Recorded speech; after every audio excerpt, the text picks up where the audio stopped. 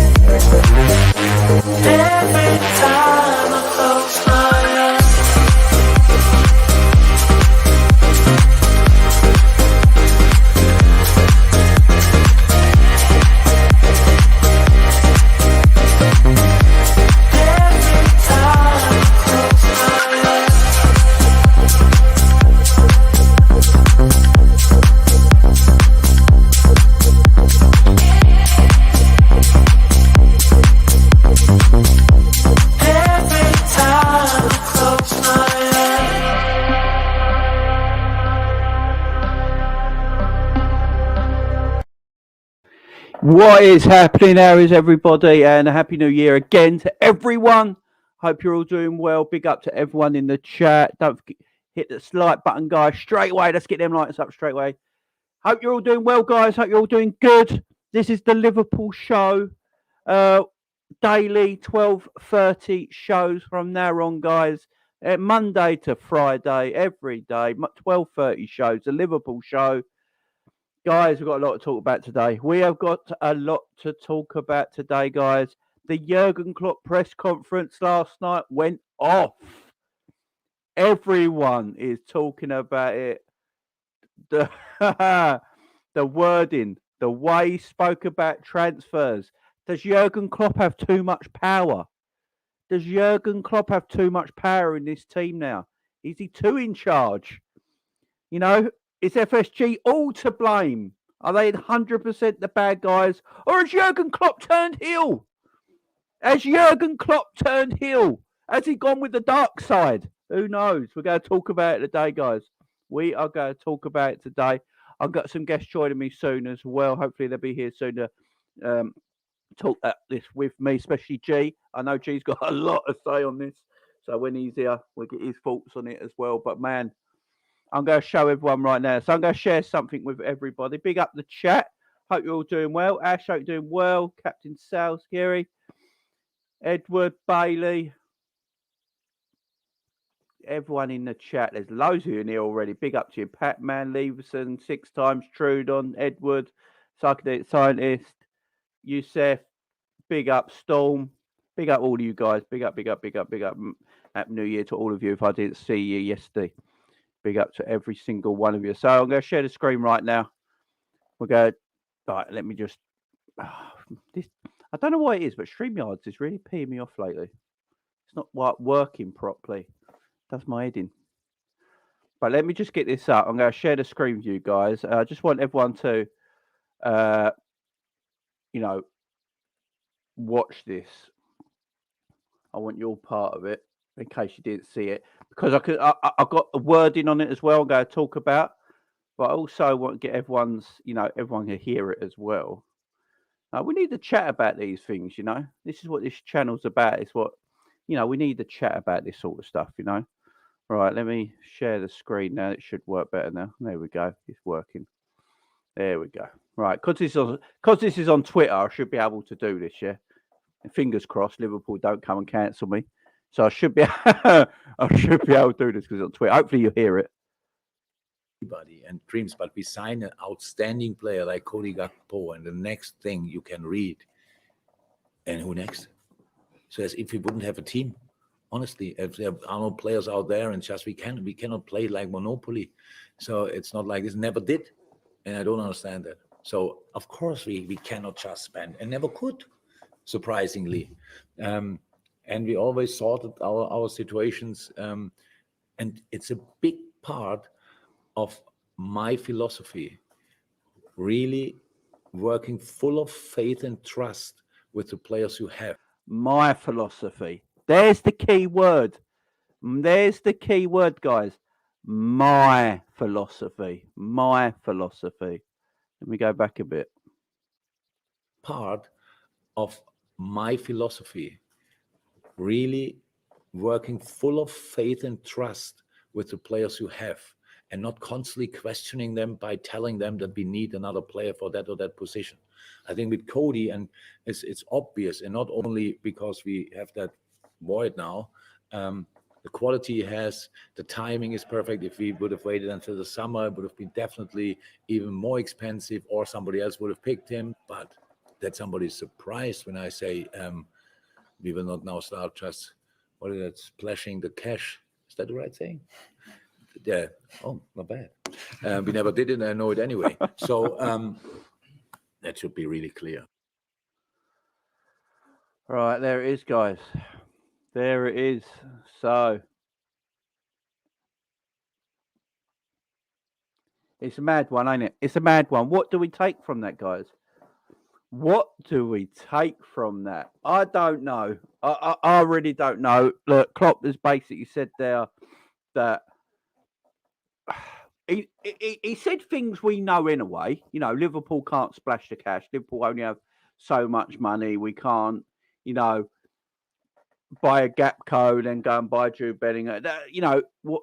We know what FSG are like, but he also says my philosophy. That's the key word in here. My philosophy is to play players, you know, train players, you know, get them go. Look, I'm going to play it again because it's a mad one. It's the my philosophy bit. I don't know what to take from that. The my philosophy. So, does he actually want players in certain positions? Where, like, I spoke about this yesterday, guys. This is what we were speaking about yesterday in the show yesterday. That's why it went. It was a big show yesterday. Big up to everyone tuning in. But the show yesterday, we spoke about it. Like, when Liverpool needed players in defence, they went and got them. When Liverpool needed players up top, Liverpool went and got them. Liverpool haven't bought a midfielder since Thiago. It's an area of the pitch that we've neglected for quite a while now, and now it's showing problems for that neglect. We needed a goalkeeper. We went and got the best goalkeeper in the world. You know, we wanted a centre back. We went and bought the best centre back in the world. We wanted another centre back. We got one of the best young centre backs in world football in Canate. No, so they do go and get players if they need them in certain areas of the pitch, but the midfield area we don't touch. We don't touch the midfield area. It's a weird one, and I don't get it. Like,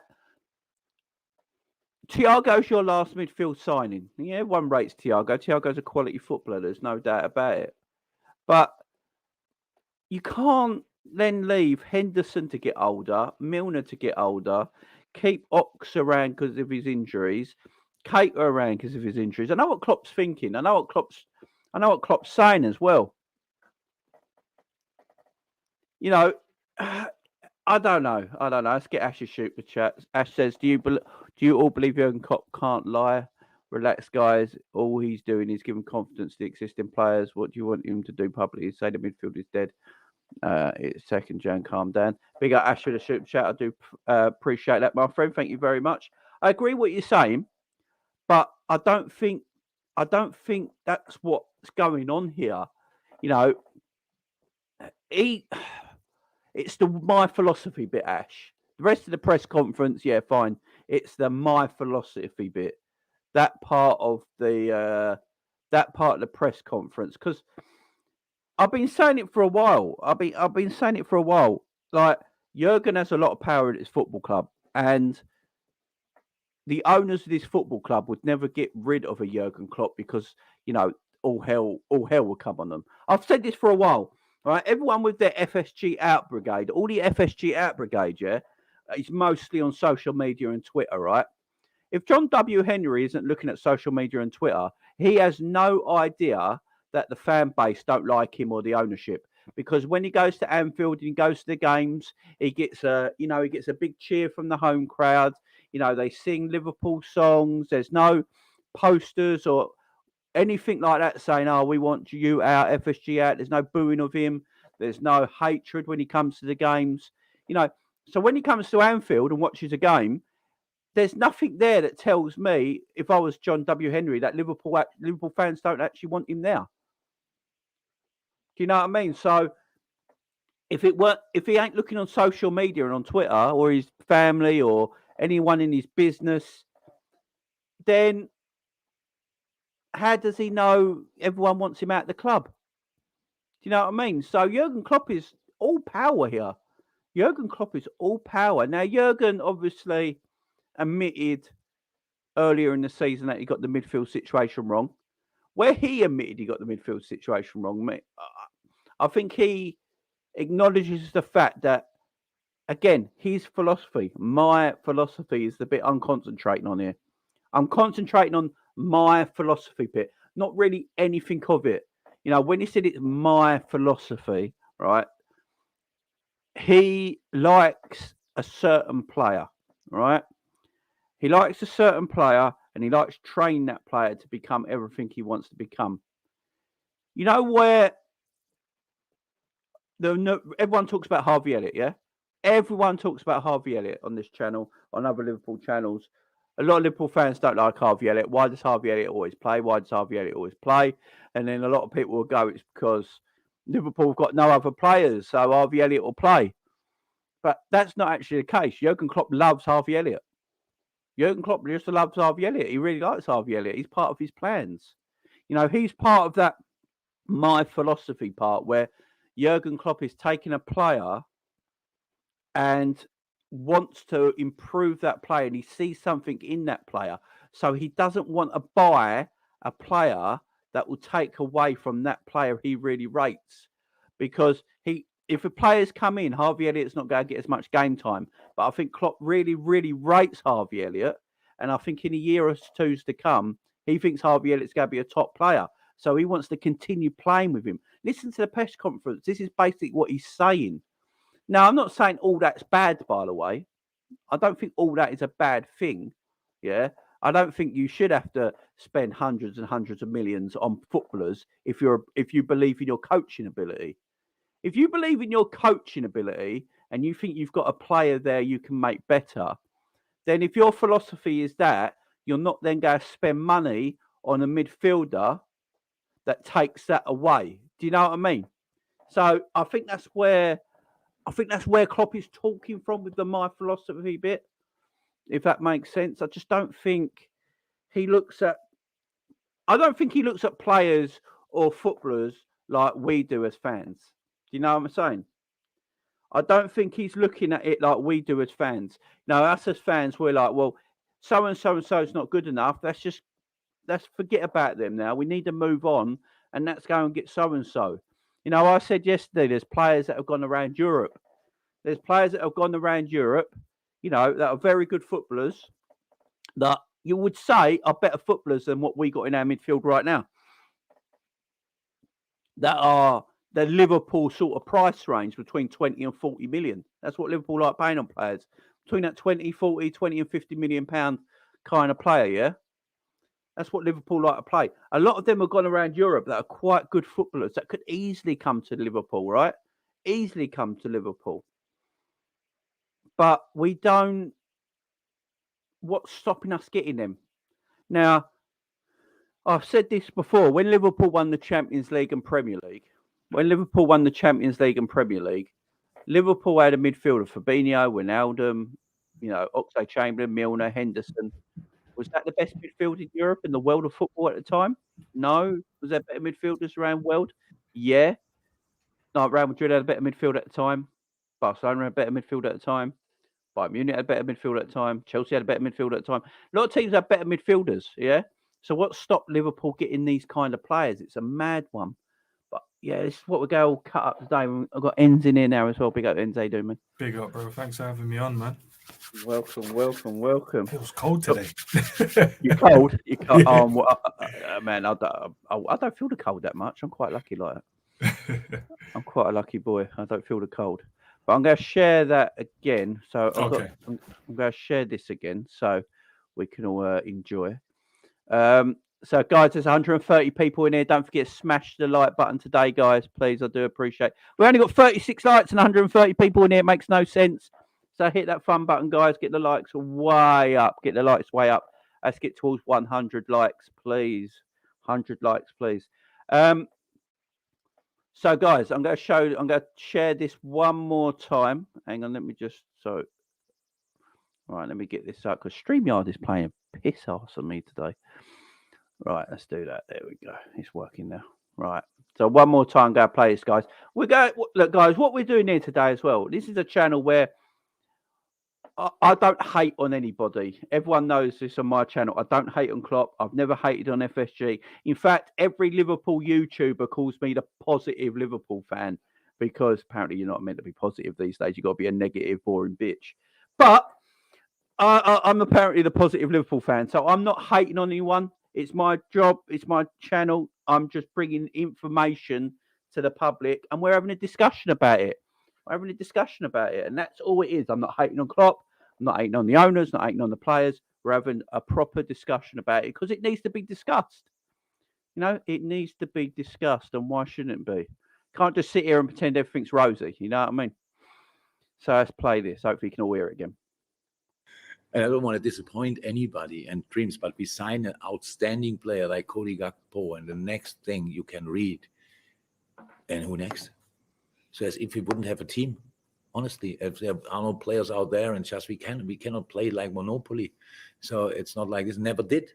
And I don't understand that. So of course we cannot just spend and never could, surprisingly. And we always sorted our situations. And it's a big part of my philosophy, really working full of faith and trust with the players you have and not constantly questioning them by telling them that we need another player for that or that position. I think with Cody, and it's obvious, and not only because we have that void now, the quality he has, the timing is perfect. If we would have waited until the summer, it would have been definitely even more expensive, or somebody else would have picked him. But that somebody's surprised when I say we will not now start just, what is that, splashing the cash. Is that the right saying? Yeah.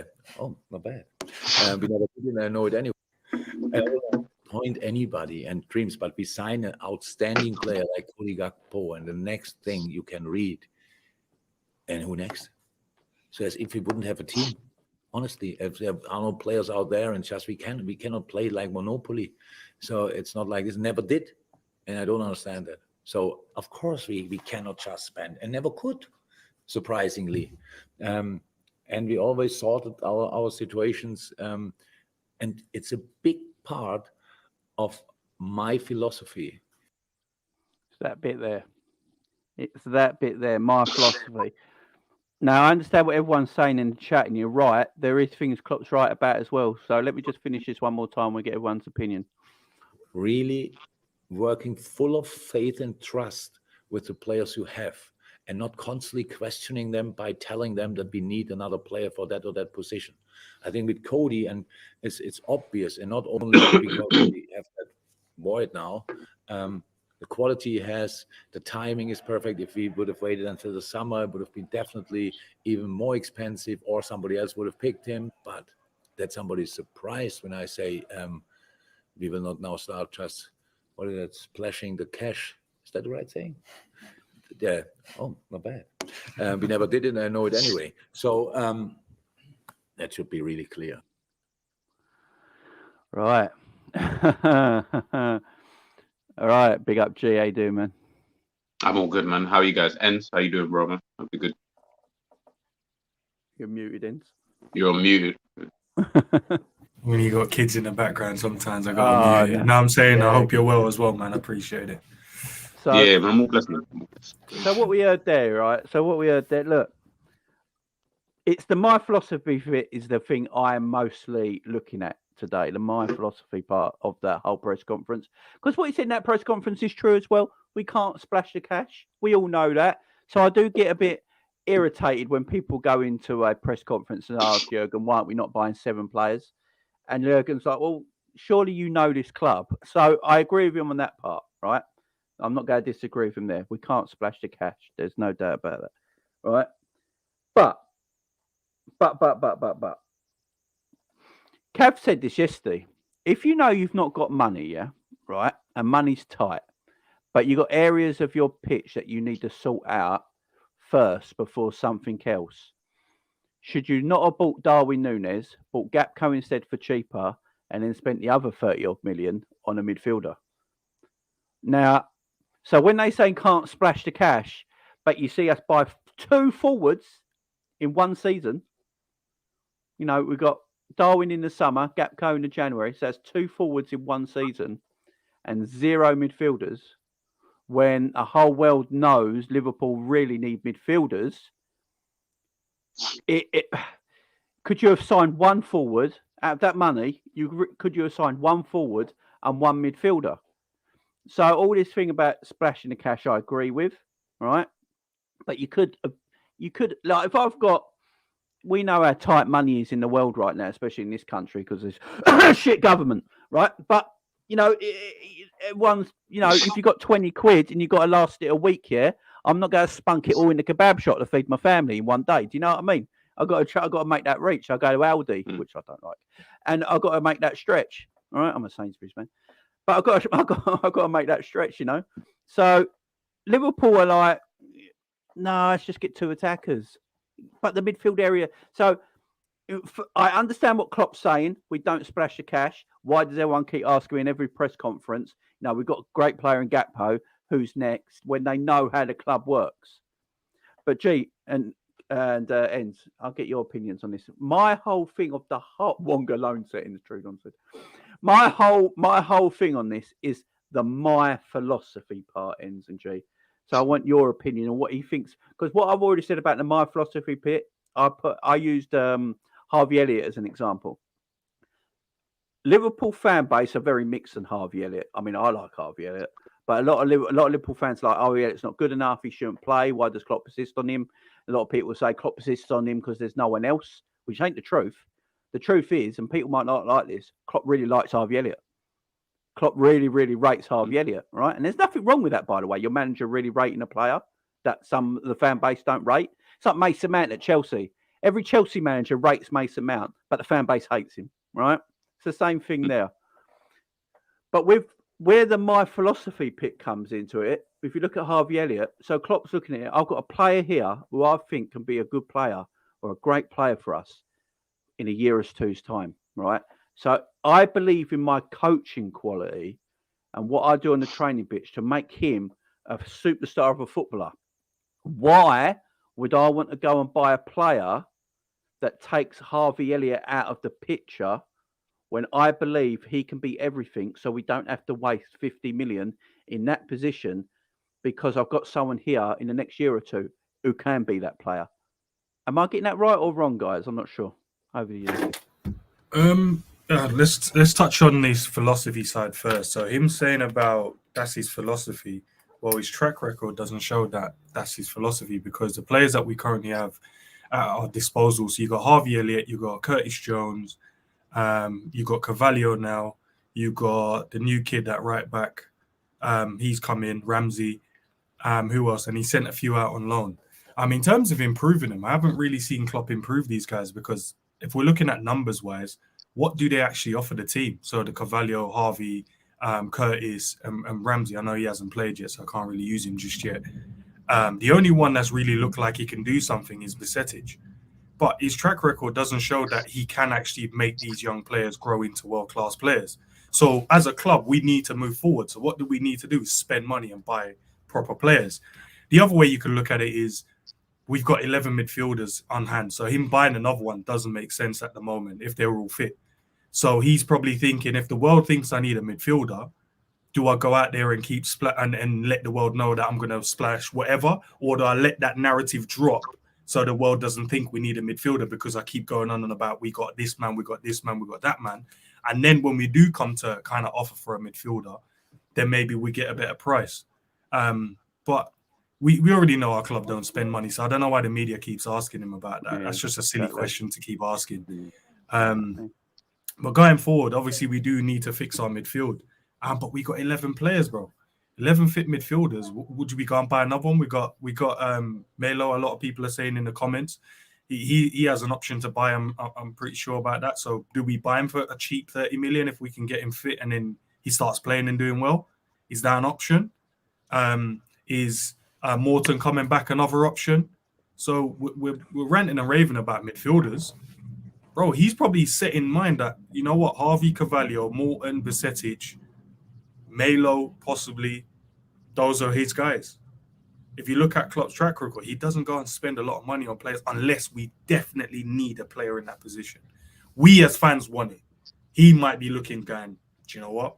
I'm happy with what I got. And if I can get the Bellingham, if I can get these, the Frankie de Jong, I keep putting it in the universe, maybe it will happen. If I can go and get these kind of players, then maybe they'll help my midfield. We're losing 3 in the summer, but at the same time, he's already got 3 young midfielders waiting to take the reins. I don't know, man. I don't know. I'll leave it to you guys to kind of chop that up, but I don't know. It's Klopp, man. He's crazy some days. Jay, go for it, man.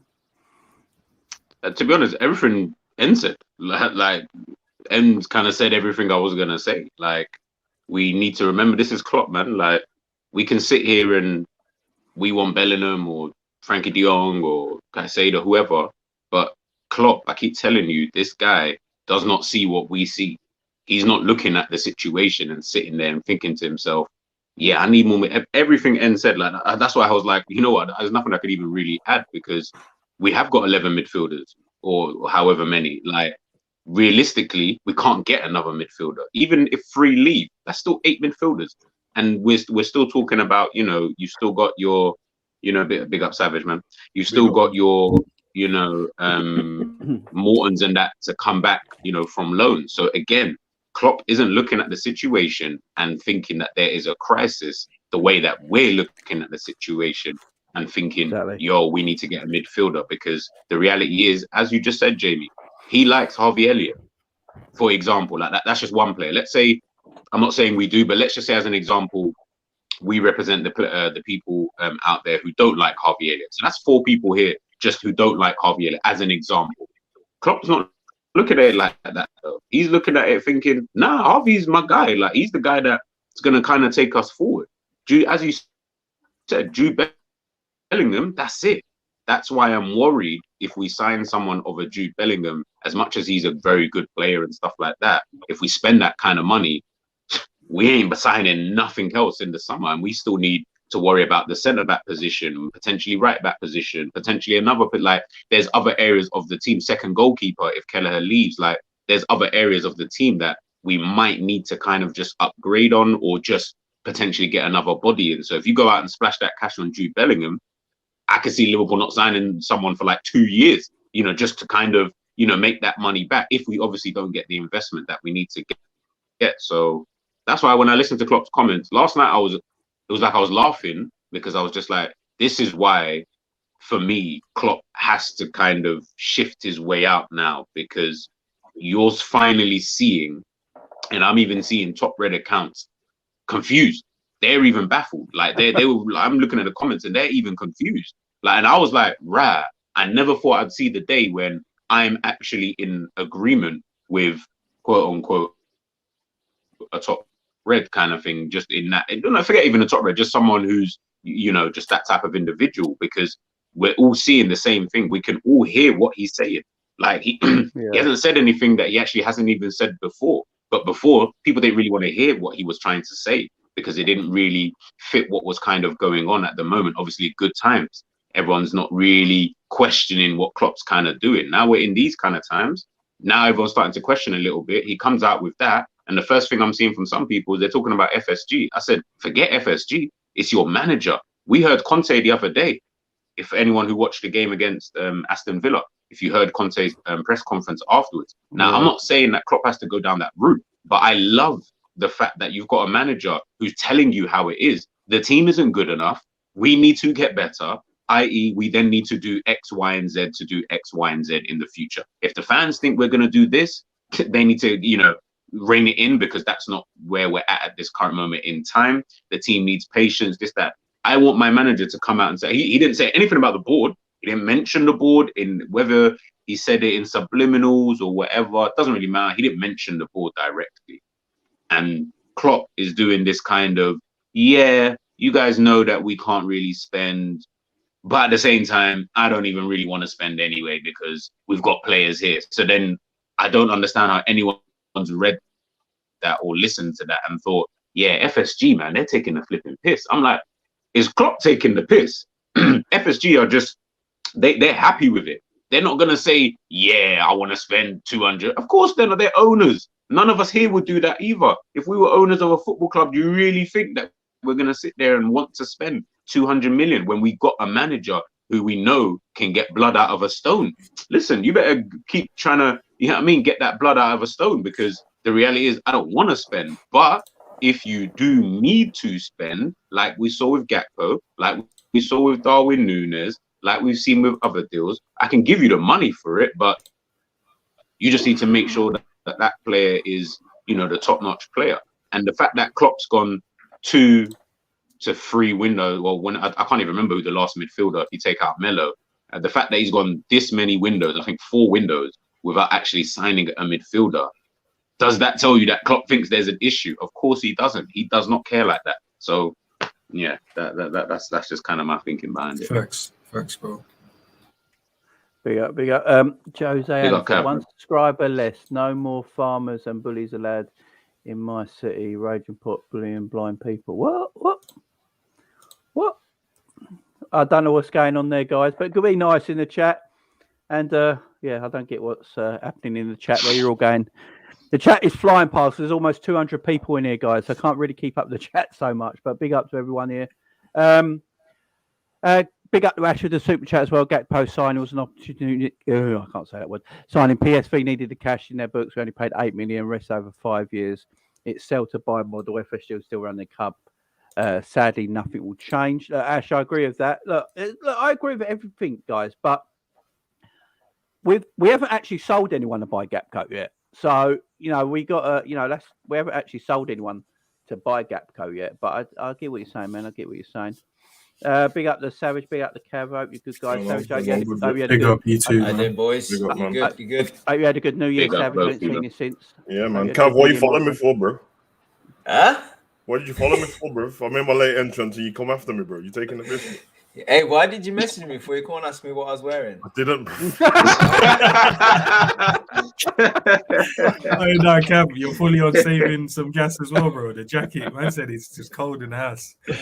Nah, I'm just in, and I had you on as I was coming in, and I just jumped straight on. I'm not even took my shoes off. There you go. That's a Cav thought it's so important that he couldn't even undress first. I might do it on stream, so you guys just watch out. Yeah, we'll do it on stream. We'll put the Love Island music on in the background later. Big up, Jack. Savage, your thoughts? Because what I will say to everyone in the chat and everything right now, we are not. This is a debate. It's a friendly debate, a mature debate. We're not slagging anyone off. We're not having a go at anyone. We have to look at things when it comes to it. So the Klopp press conference, I thought, was a very interesting press conference when you listen to the whole thing. There's things in it make your ears prick up a little bit, the my philosophy bit, the stuff like that. People asking Klopp about transfers, every single thing, and he's right what Klopp says. Klopp's right. We haven't got the money to splash the cash like everyone thinks. So why do you think it's changed all of a sudden? It's ridiculous. So things like that are correct, but it's the my philosophy bit. It's the my philosophy bit. And, that's the bit I want to get into, because I think Savage has said it before. Jurgen Klopp and FSG are very, very like one in the same sort of thing. They like working with each other. They believe in each other's things. I think me and Savage said it before when we did a video together that, if Klopp was going to start a business, he'd probably run it with quite similar to how FSG run a business, because they're quite alike. They're like that. So, Savage, you probably heard the press conference in that. Your thoughts and everything, my man, and what everyone else has said on the chat today. I come to save the gaffer, man. You know, like that. Go Bro. for it. Just Go leave, for it, leave my boss alone. Now, I'm only joking. I might be in. I don't know, man. I think the fan base is over exaggerating over nothing, bro. Like I've seen this geezer say the same thing about 4 or 5 times already. It's just that every time you ask him and he doesn't want to answer, look, it might change the odd word in there, bro. But if man know about synonyms and that, bro, it's the same stuff, bro. He's just saying the same thing over and over again. I don't get it. Him saying philosophy when at the beginning of the season he said I'll find solutions from within the squad is exactly the same thing. It's just exactly the same thing. And I don't think he doesn't want any midfielders at all, but I think he wants the midfield that he wants, and he ain't trying to change apart from that. And it's quite aware that, like, as much as FSG have money, you know what I mean, and they can spend money, but there's still a certain amount, there's still a limit.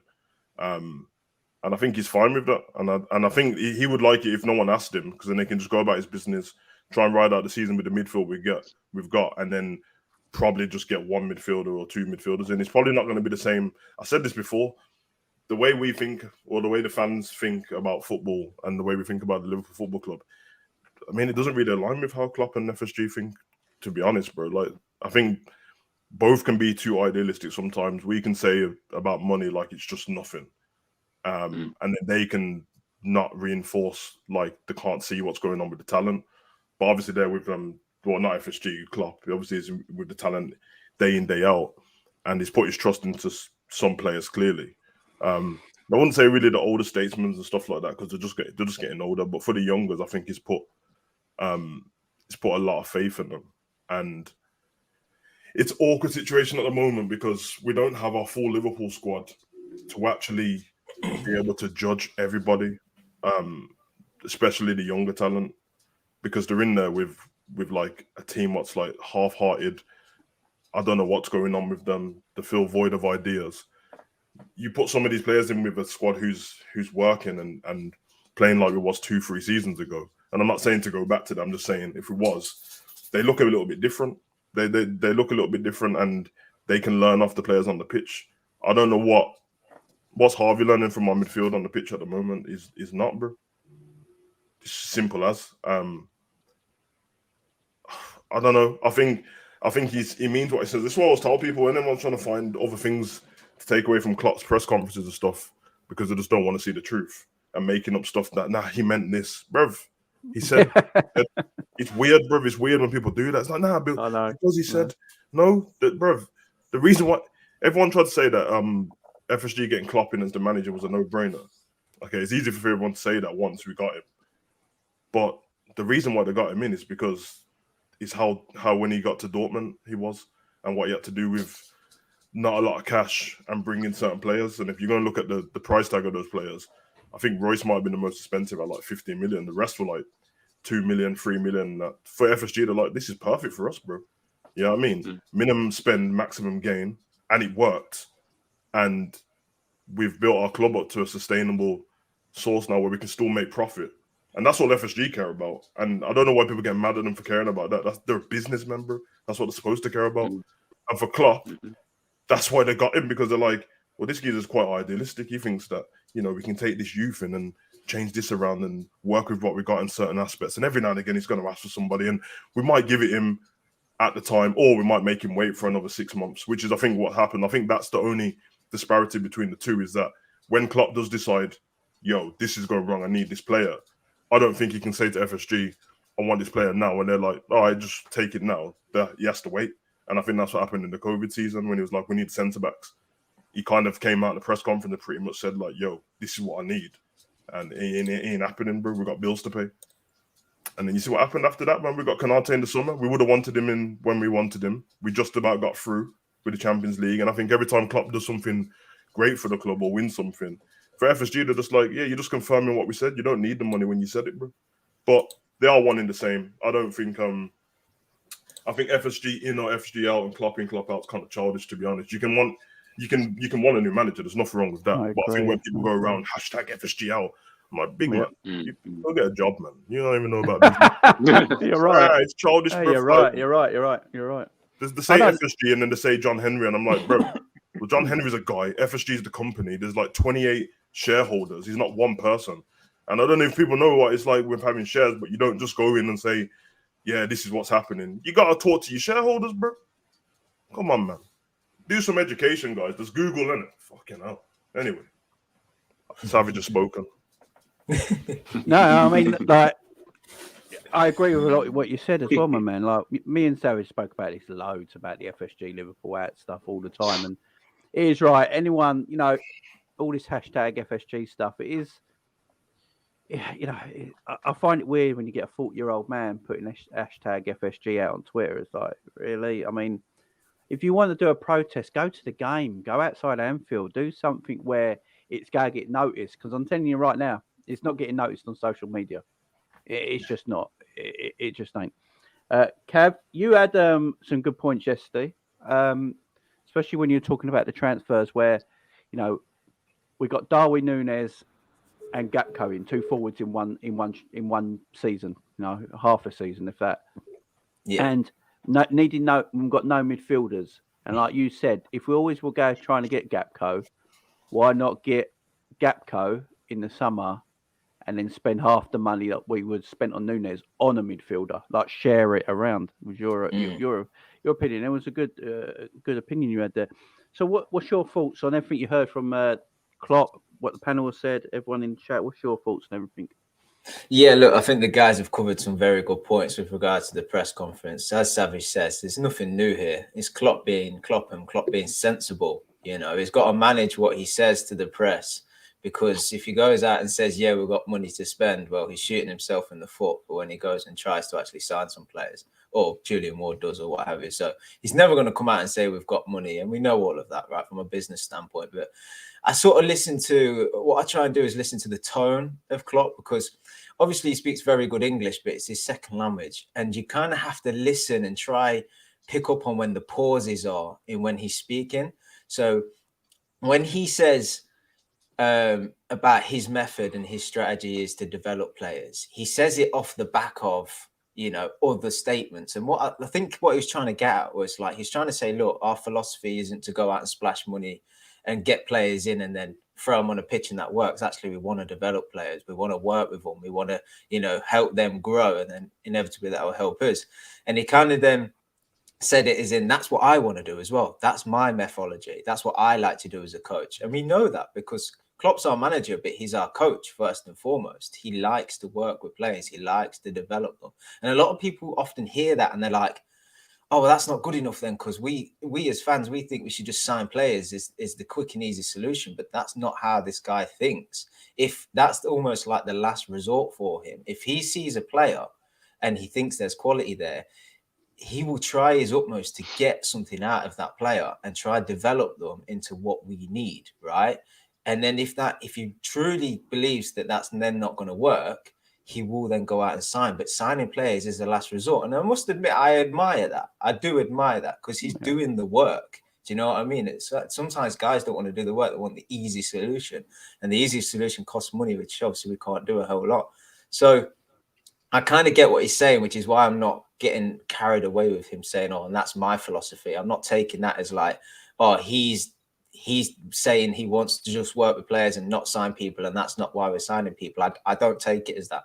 I just take it as that's his methodology. And then you've also got to think he responded to that off the back of being asked about Gakpo. And what he said about Gakpo is, look, we just signed an excellent player. He's a really, really good player, really, really promising, got a bright future ahead of him, bags of potential. And he said, and then you're asking me who's next. And he gets frustrated because he's like, I've just signed someone who I believe is going to be brilliant, and I'm so excited to work with. And you lot ain't sharing the same energy as I am. You lot aren't excited as I am about this player and going, you know what? He's fantastic. Can't wait to see what he's going to do. Instead, you're already dismissing him before the guy's even played a minute and be like, well, what's next? What's next? And that frustrates him as a man, because he's a bit like, yo, we've got all this quality, right? I've just got this guy through the door. I'm so excited about him. I'm going to work with him, develop him. You're going to see, maybe not right away, but in the future for Liverpool, how brilliant this guy's going to be. And then someone just walks up to him and goes, "Yeah, but who are you getting next?" And that just winds him up. Big facts, bro. That's big facts. Yeah, exactly. It winds him up, and that's Klopp as a person. He's a man manager, and that's why it frustrates him. And I think sometimes when he does these press conferences, as Savage says, he has to be careful what he says because you don't want to repeat himself because he is ultimately there to do an interview, you know, and do a press conference. But I think at times he just wants to repeat himself and just go, look, I know we could sign players. If there's an option to sign them because all the conditions are right, we will. But don't dismiss what I've got and what we've just signed because these are going to come good. And I just think it's that man management that you see coming out, and then people sort of take that as like, oh yeah, that's the strategy, that's the philosophy. He's massively playing a part in the fact we ain't signing players and stuff. And I'm a bit like, nah, he's you just got to recognize the man that he is and the coach that he is. Like, and whether we sign players or not, just wait and see.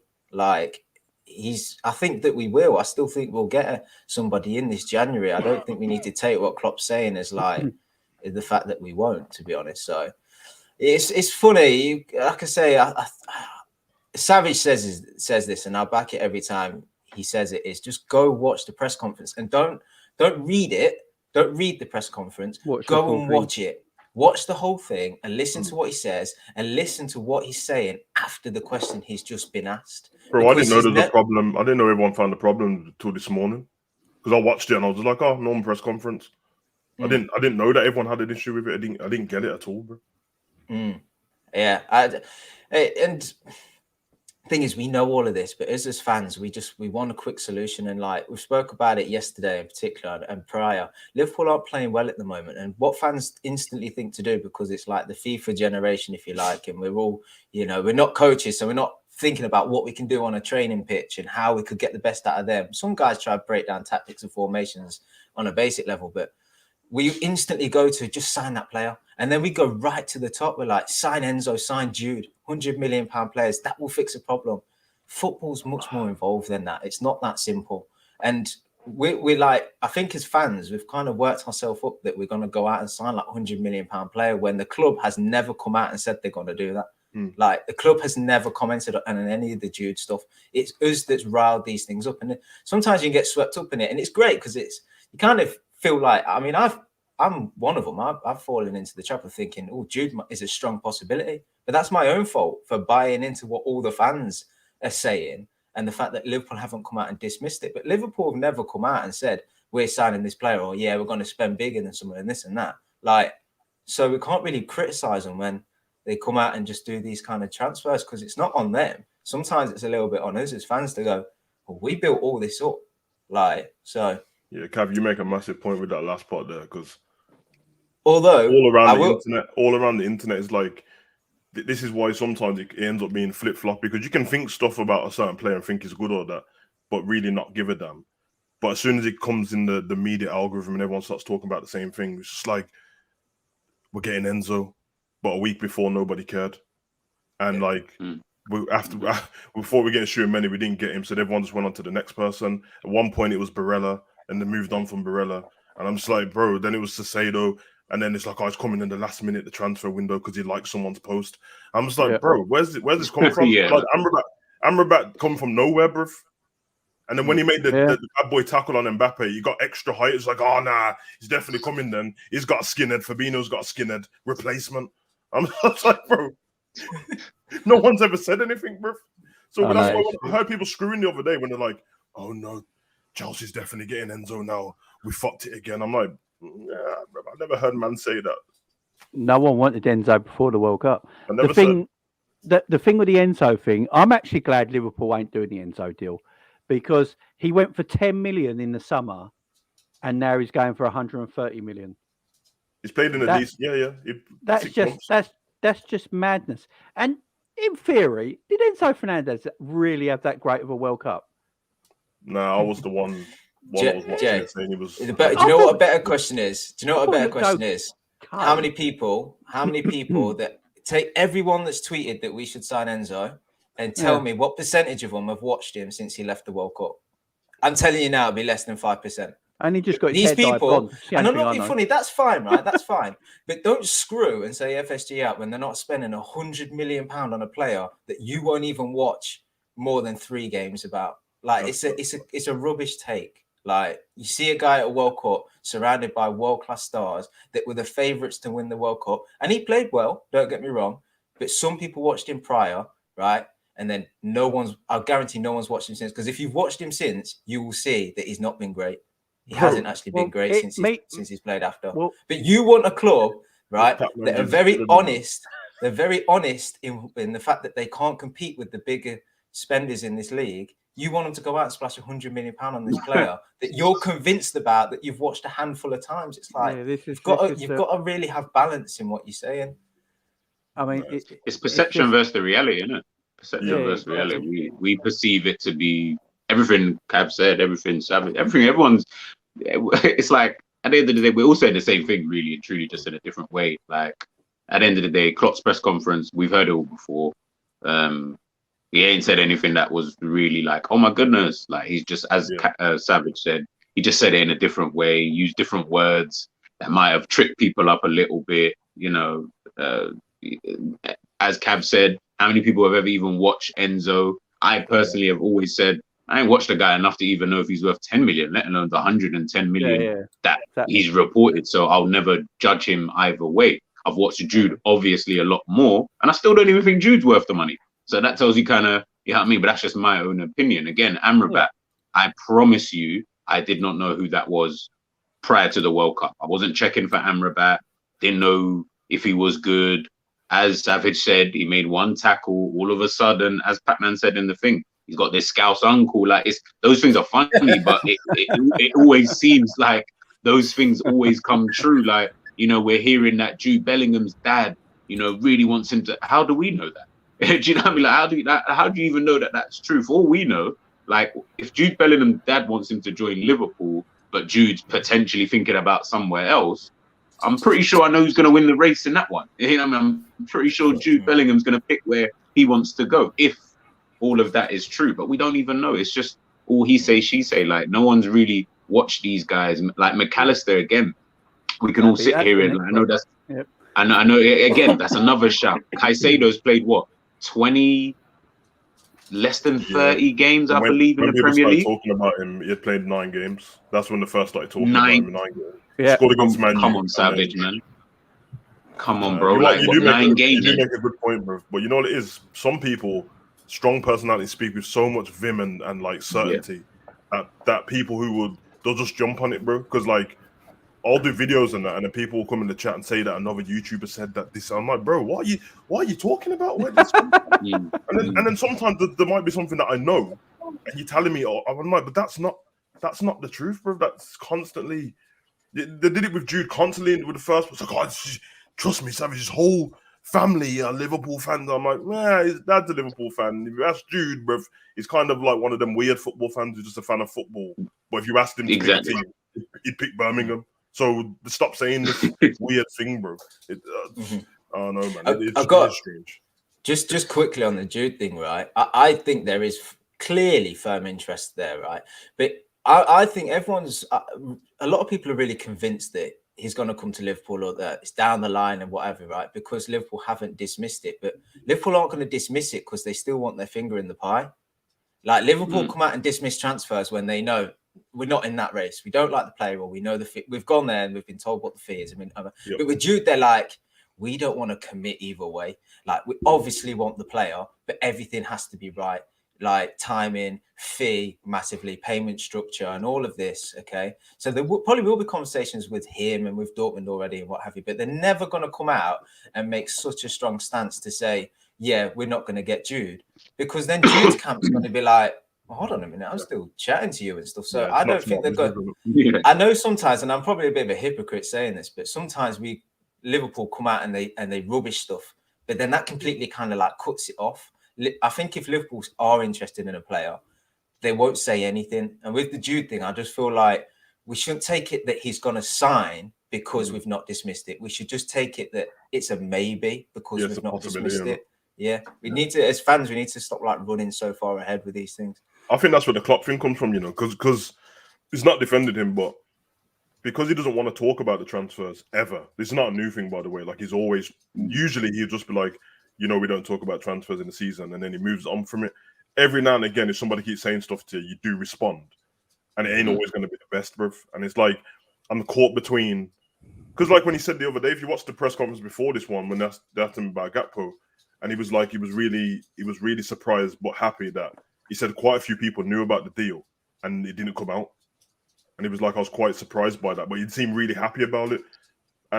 But they had asked him in the press conference about transfers already, and he said, well, he kind of dismissed it. So clearly he brought a player, and the thingy before he dismissed it. But that's trying to be smart business-wise, isn't it? He kept seeing how it was an opportunity because Manu was sniffing around in that, bruv. If he had mentioned it, and then Manu's like, you know what, we're definitely adding the 10 million on top of this because we can't let them Scousers get him.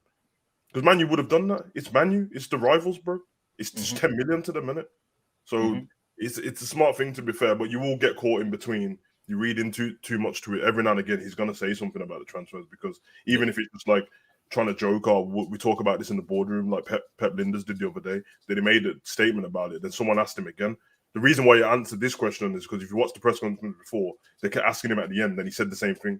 He's like, "Oh no, we talk about this in the boardroom and stuff like that."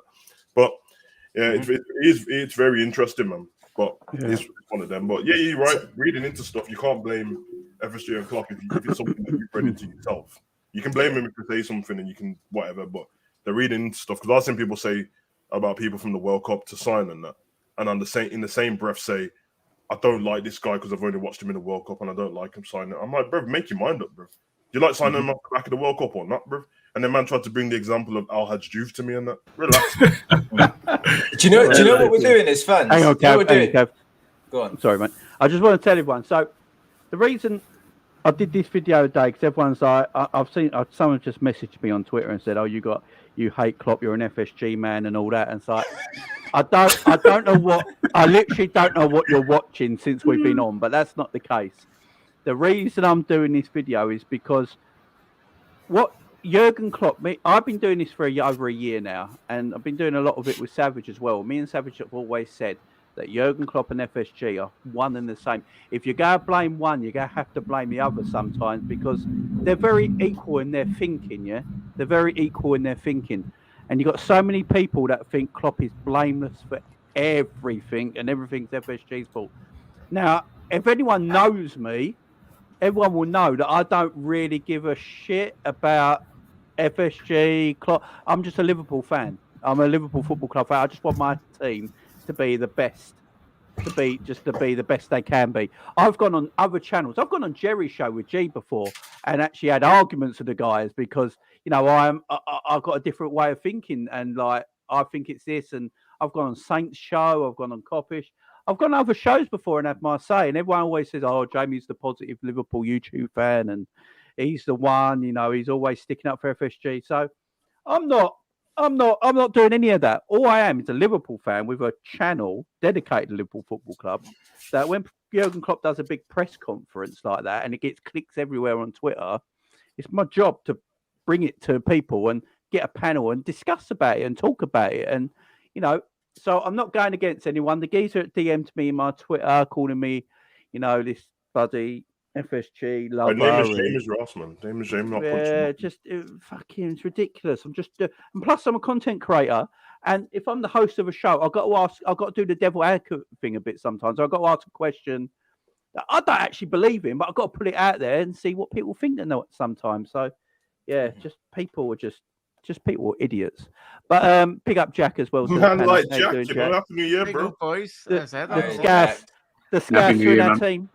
Happy New Year, bro. Had a good New Year's and a Christmas. It's been a while, boys, so apologies.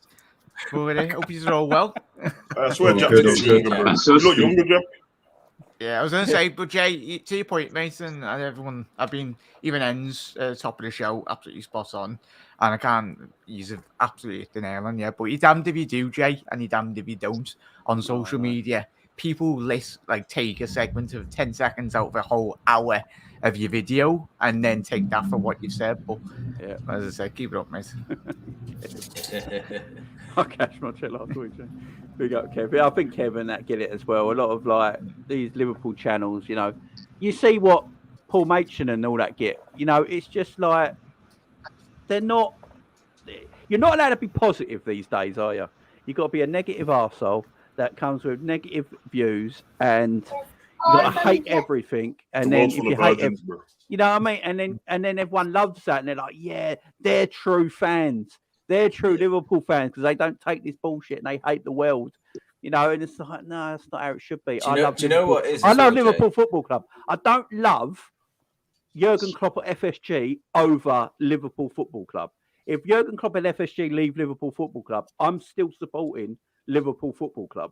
Do you know what I mean? Yeah. There's too many. I think there is a divide in our fan base where some people are Klopp over the club, some people are FSG over the club, and you're getting this like turf war at the moment, like South versus North. You know what I mean? It's just Them guys, though, they don't know the ridiculous. history. They don't know the history of the club. Green Bro. Street. But, You know the history of the club, bro. It's Liverpool over everything, bro. It's one of them, man.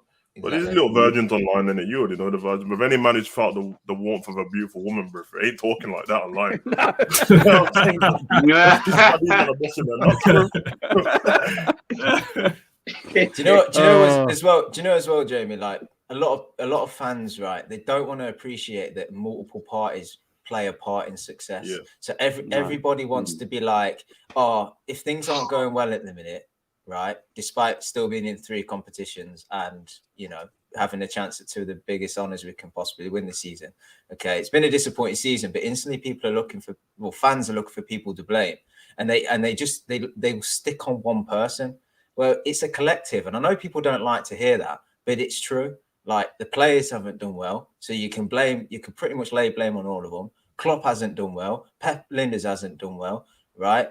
And FSG probably haven't done well in investing, but people want a quick fix, and the quick fix is to just blame one guy, think that you can change him, and everything goes back to being rosy and happy again. It's just not how it works. Everybody plays a part in this, and I know it's not fashionable to say, and it's not like what people want to hear, but it is the truth. We're in this position in the league and what have you because everybody has been slightly disappointing this season, and lay blame at everyone. But I know that's not gonna like get clicks and stuff, because if you put a tweet out that says everybody out or everybody 10% out, it's not as impactful as putting FSG out, is it, or Klopp out and stuff. So people don't want to hear the reality of it. I've been saying that for a while. I keep saying it. When Liverpool win, sorry, go on, Jay. What are you going to say, my man? No, I was literally going to say what Cav right at the end. What he just said there. That's people don't want to hear the reality, and that's why you get such a divide. Like no one really. Remember everyone here on this panel has all got their own agendas as well. You know what I mean? We've all got our own agenda that we would have towards a certain player, certain like to Klopp, to FSG, like we've all got our own agenda. So we're going to push that out as well. And then obviously once you found there's a group of people who might just necessarily agree with you, if you've got a big enough following and you're loud enough as well, especially, people are going to kind of draw towards that. And it's really the loudest one in the room. That's what it seems like with social media anyway. The loudest one in the room are the only ones actually being heard, kind of thing. Whether it's right, whether it's wrong, neither here nor there. The only people who are right and wrong is Klopp and FSG. That's the fact. They're the only ones who are right and wrong. We're all just opinions. Like we can only give you what we think. That's why everyone here talking about Klopp and the midfield and this, that, and the other, like I said, and like Cav said, like Savage said, as N said, like at the end of the day, if Klopp don't see it like the way that we see it, it's never going to change. Like, why would he change it? You know what I mean? The guy's got over, I think I was just counting it now, he's got over 9 midfielders in the team. Why the hell would he care about signing another midfielder to add to the team? Like, injuries or not, he's got like tons of midfielders. So we want another midfielder potentially here on the panel and everyone in the chat as well. We want your Bellingham, your Enzos, your Caicedos, De Jongs, and heck, I want Modric and Cruz, if I could potentially have them. But the reality of it is that Klopp doesn't look at it like that. And if he doesn't look at it like that, it's never going to change. And I think that is probably why people are getting so vexed, is because you're looking at a situation and you're thinking, does he really care? Or is he that naive that he just thinks that he's so good, even though his track record is actually quite bad at developing like young players into then becoming these, world-class players. He's got a track record of dealing with players of a certain age and profile, but then he's trusting all these young players, and they're not good enough. In our opinion, they're not good enough in comparison, because then we compare them to Jude. Like a lot of us do it. I do it sometimes subliminally as well. Elliot is the same age, I think, as Jude Bellingham. I'm looking at that and I'm thinking, right, your age mate is like here and you're way down here. Curtis Jones, you're like as good as a couple Sunday League guys that I know, like, but I expect you to be at a sick level, but I'm comparing him to Enzo Fernandez, for example, because they're the same age. Do you get what I mean? So it's like subliminally, I'm doing it, which I probably shouldn't, but then the reality is that's the perception meets reality kind of thing. Is like the reality is they're going to be as good as they're going to be. Not everyone can be Enzo. Not everyone can be Bellingham. Not everyone can be Caicedo. Not everyone can be, Mbappe at that age kind of thing. It is what it is. So there does need to be probably a bit more trust in Klopp, but his track record doesn't tell me that there's enough trust to give him. So then when you hear the comments and stuff like that start to come out, that's when I'm like, so you don't really want to sign players. You're more about the development of players, which is good. I love that. I love a manager to be about development, because that's all I would kind of probably do if I was a manager. But at the same time, do you also understand that these players are not developed enough to do the job that's required for you in order to obtain your targets and stuff like that? So again, it's just all opinions, man. And at the end of the day, all of us are wrong anyway, regardless. Like I said, Klopp and FSG are the only right ones. So it don't really matter at the end of the day, to be honest.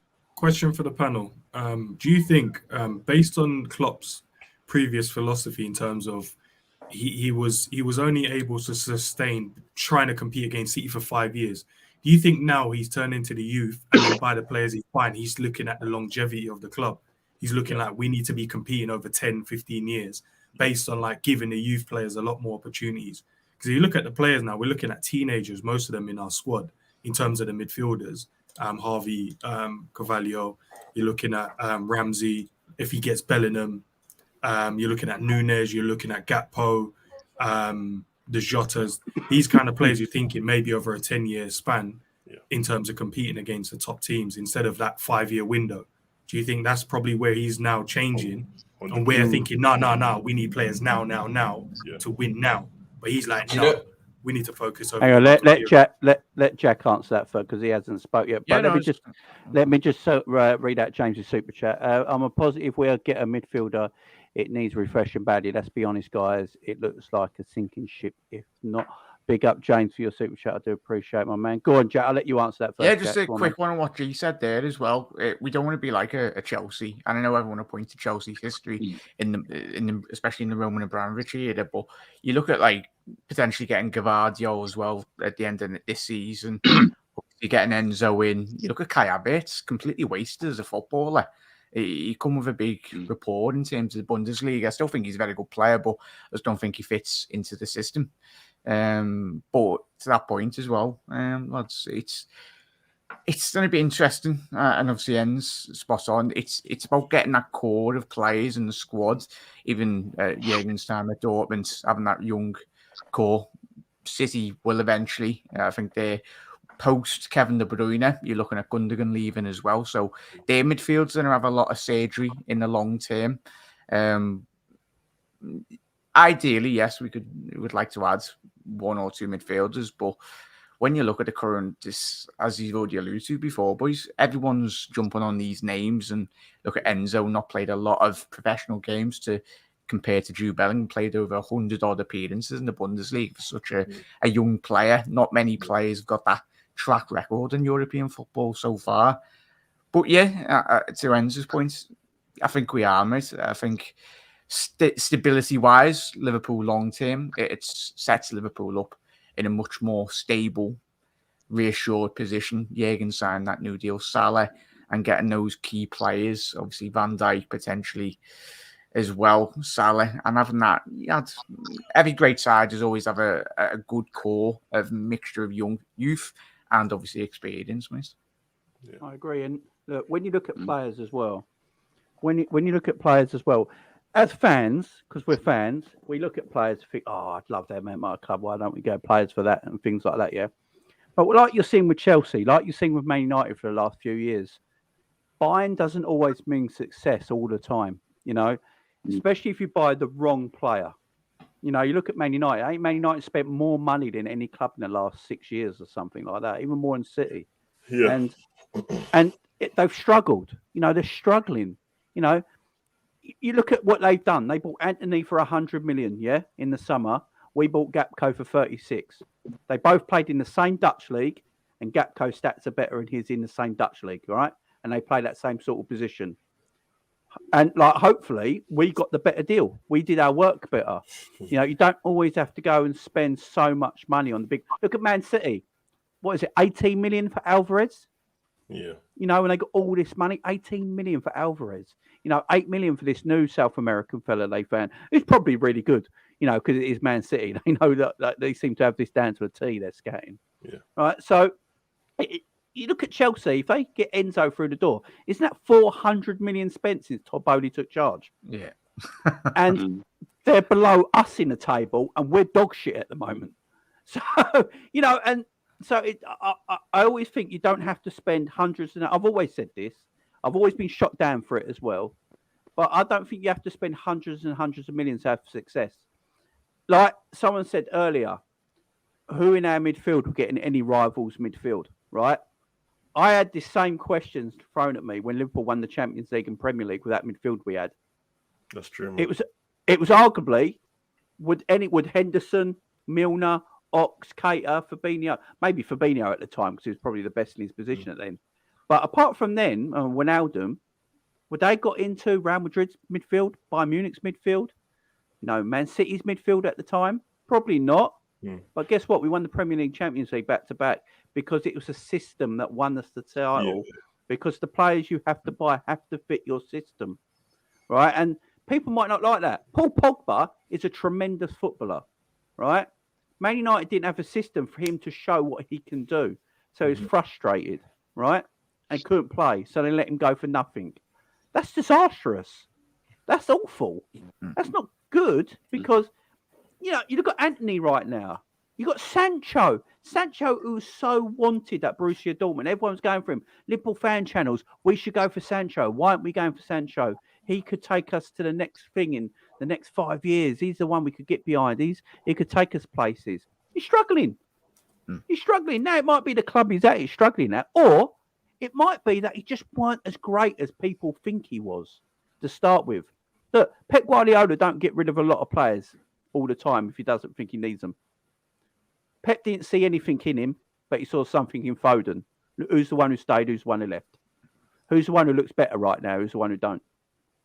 No, sometimes we got to stop thinking because you see players in other leagues tearing it up, looking great, that they're going to fit your team, your system. Yeah. And at the end of the day, that's not always the truth, is it? It's just not all. Look, I've said it before. Does Thiago really suit our system? I'm not sure, but he's a tremendous player. But I'm still on the 50-50 on that. But I love Thiago because he's a tremendous player. But I don't think we have to spend hundreds and hundreds and hundreds of millions to make this team great again. We are not at our best right now, and we're only 8 points behind Man City, who everyone calls the best team in world football. So. Do you just need a few players in that midfield? Do you go and get a few? I've been saying it forever. Get younger legs in that midfield that does what Jurgen Klopp wants them to do, that have a little bit of quality at the end of the day as well, right? I big up Hendo all the time. You know, I'm one of the only content creators that actually do big up Hendo. You know, I know Savage does as well, and Jack and people. But, you know, a lot of people want Hendo gone. Don't watch my last video, mate. Hendo's dead. Hendo has bad games. His last game was absolutely terrible, yeah? It was abysmal, right? But we can't, like, sit here and say Hendo in the Klopp era hasn't been one of the forefronts of where we've been going. That we can't pretend that ain't the truth. Do you know what I mean? You know, Hendo is one of the forefront of why we've been successful under Jurgen Klopp. And he plays all the time. Now, Milner, much as people hate him, yeah, I think people hate him because of his age. He's actually a very good footballer.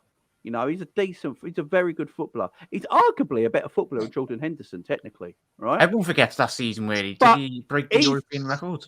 Yeah, he broke the European record for assists, didn't he, in the Champions League? He's a good player, man. But you know, it's just his age now because he's 38, and he shouldn't be playing football for Liverpool. That is the case. I agree. But do we need Enzo? Does Enzo come in at 120 million and actually make us that much better straight away? You know, or can you go and buy? No. Or can you go and buy 3 or 4 midfielders that come up to 120 million and make us better? Yeah, the problem is at the moment our midfield's like we're playing that bad that anybody with fresh legs is going to make it look like we'll make the team better. It's only going to bring us to a sustainable level. It ain't going to be. It'd come in and change something, but it wouldn't change where we are in terms of the league, like going for a title and that. It just, you know what I mean? Yeah, a couple of games. I think to Enderman's point before, and I like Cav go. Sorry, Cav. When he mentioned about Klopp in the future, this is what I'm saying, bro. In that same press conference, he said what you just asked, bro. That's why I said straight away. Yeah, he mentioned the future and the sustainability, and you know he's probably thinking about the club for when he leaves, which is I don't begrudge him that, bro. If I want a manager to care about the club for the future as well, if you're going to leave, you don't want to leave us in turmoil and stuff like that.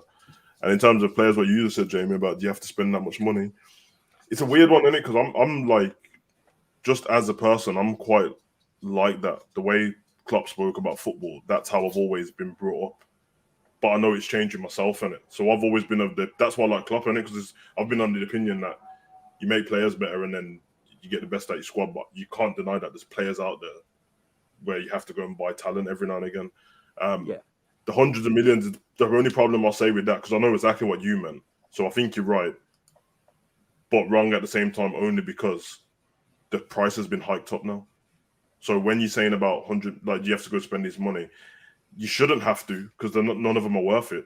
But the money's gone up so much now. Like honestly, after Grealish went for 100 mil, bro, it's not his fault, but it's ruined everything, bro. It's ruined everything. Everyone's looking off the back of them kind of prices. They paid that much for him. Anthony's just gone to Man U for so much. So now everyone else who's even close to that talent or better, the other teams are asking, yeah, you think Benfica could have ever said that before about Enzo?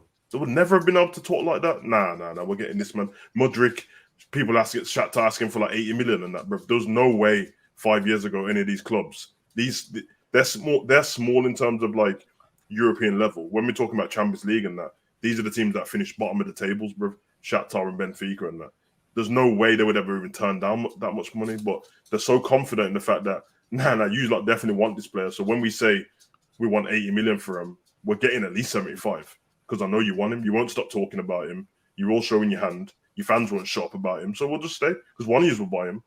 And that becomes the problem then. So even now, if we go and buy someone who, to say though, clearly the man's got talent. Everyone was going on a bit crazy after like 9 games he played for Brighton because he scored against Man U. But if you watch it, how he plays and stuff, I get why people think he fits Liverpool because he has traits of midfielders that we've had before. We've had a bit more techers, to be honest. But he should never be the price that people are talking about. Just off the back of half of the season, bro. Like 40 million, I'll be like, good deal, man. Man talking about 50, 70s and all that business. That's actually crazy, bro. But that's how it is now. And it's going to happen with all these guys. Everyone's going on about McAllister, bro. Like, he's a really good footballer, but calm down, bro. Like, stop speaking about him like he's a good footballer. But he ain't all that, bro. But they're talking about that as well. I know he won the World Cup. I get it, bro. Tax and that. But, yeah, man, people just go crazy about it, bro. And that's just how the price is now. And I think that's why Klopp might have to get his head around that as well. The fact that stuff have changed. I know he has a little bit because when they brought up the comment he made like 6 years ago, which was kind of pathetic that they brought that up to him about the day I had to spend that much money. And then he even said in the press conference, yo, did I say that? And it's like, yeah. And it's like, well, clearly everything's changed since then. The money's gone up and everything like that. But yeah, you've seen every time that Klopp's had to spend big money, it has been on somebody that he actually wants and he actually really thinks long term. Virgil and Alisson. And Alisson's different because the goalkeeper. He's going to be here for however long. I think he's always going to play for Liverpool. So it's all right with people like that. And we've got a lot out of Virgil, but Virgil he came to a big club at a later age, and it's not normal for a centre-back to come that late. But Yeah, it's hard, man. I think he's thinking for the future. I think he's keeping the spine. He's give Salah the new contract. Don't know how that long's going to last, bro. He'll probably give Virgil a new contract. Alisson will obviously get a new, and then they'll start building players around them and stuff like that. The key is to not end up like Arsenal, where you have this massive down period while you're trying to get there. It's supposed to kind of flow, and in between that, you get a few trophies, and it doesn't seem like there's a massive drop off. Sadly for Liverpool, our players keep getting injured, so it seems like the worst thing ever, that is drastic drop off, because it seems like we've got all these teenagers around. When everyone's fit, it doesn't look like that. The team looks kind of healthy in terms of age. Like Jota and Diaz are like 25 and Nunes is 23. And the average age of the squad becomes different. It's not 18 then, it's about 23, 24. That's a good age, but that's what Arsenal squad is now. And we can't say it's not true because Xhaka's still playing, bruv. And everyone was saying he was shit. But he's got youth around him, bro, so now he doesn't have to run as much. Hendo's still trying to run like he's 18. And doesn't have all the youth around him, and probably shouldn't. We probably should have talent enough now where he can be on the bench and playing cup games and stuff like that. But it's not his fault that we don't. So kind of is what it is, man. I just need to do some housekeeping before we move on. So, guys, we got over 700 people in here right now, and we are only on 125 likes. So let's get the likes up, guys. Smash the like button.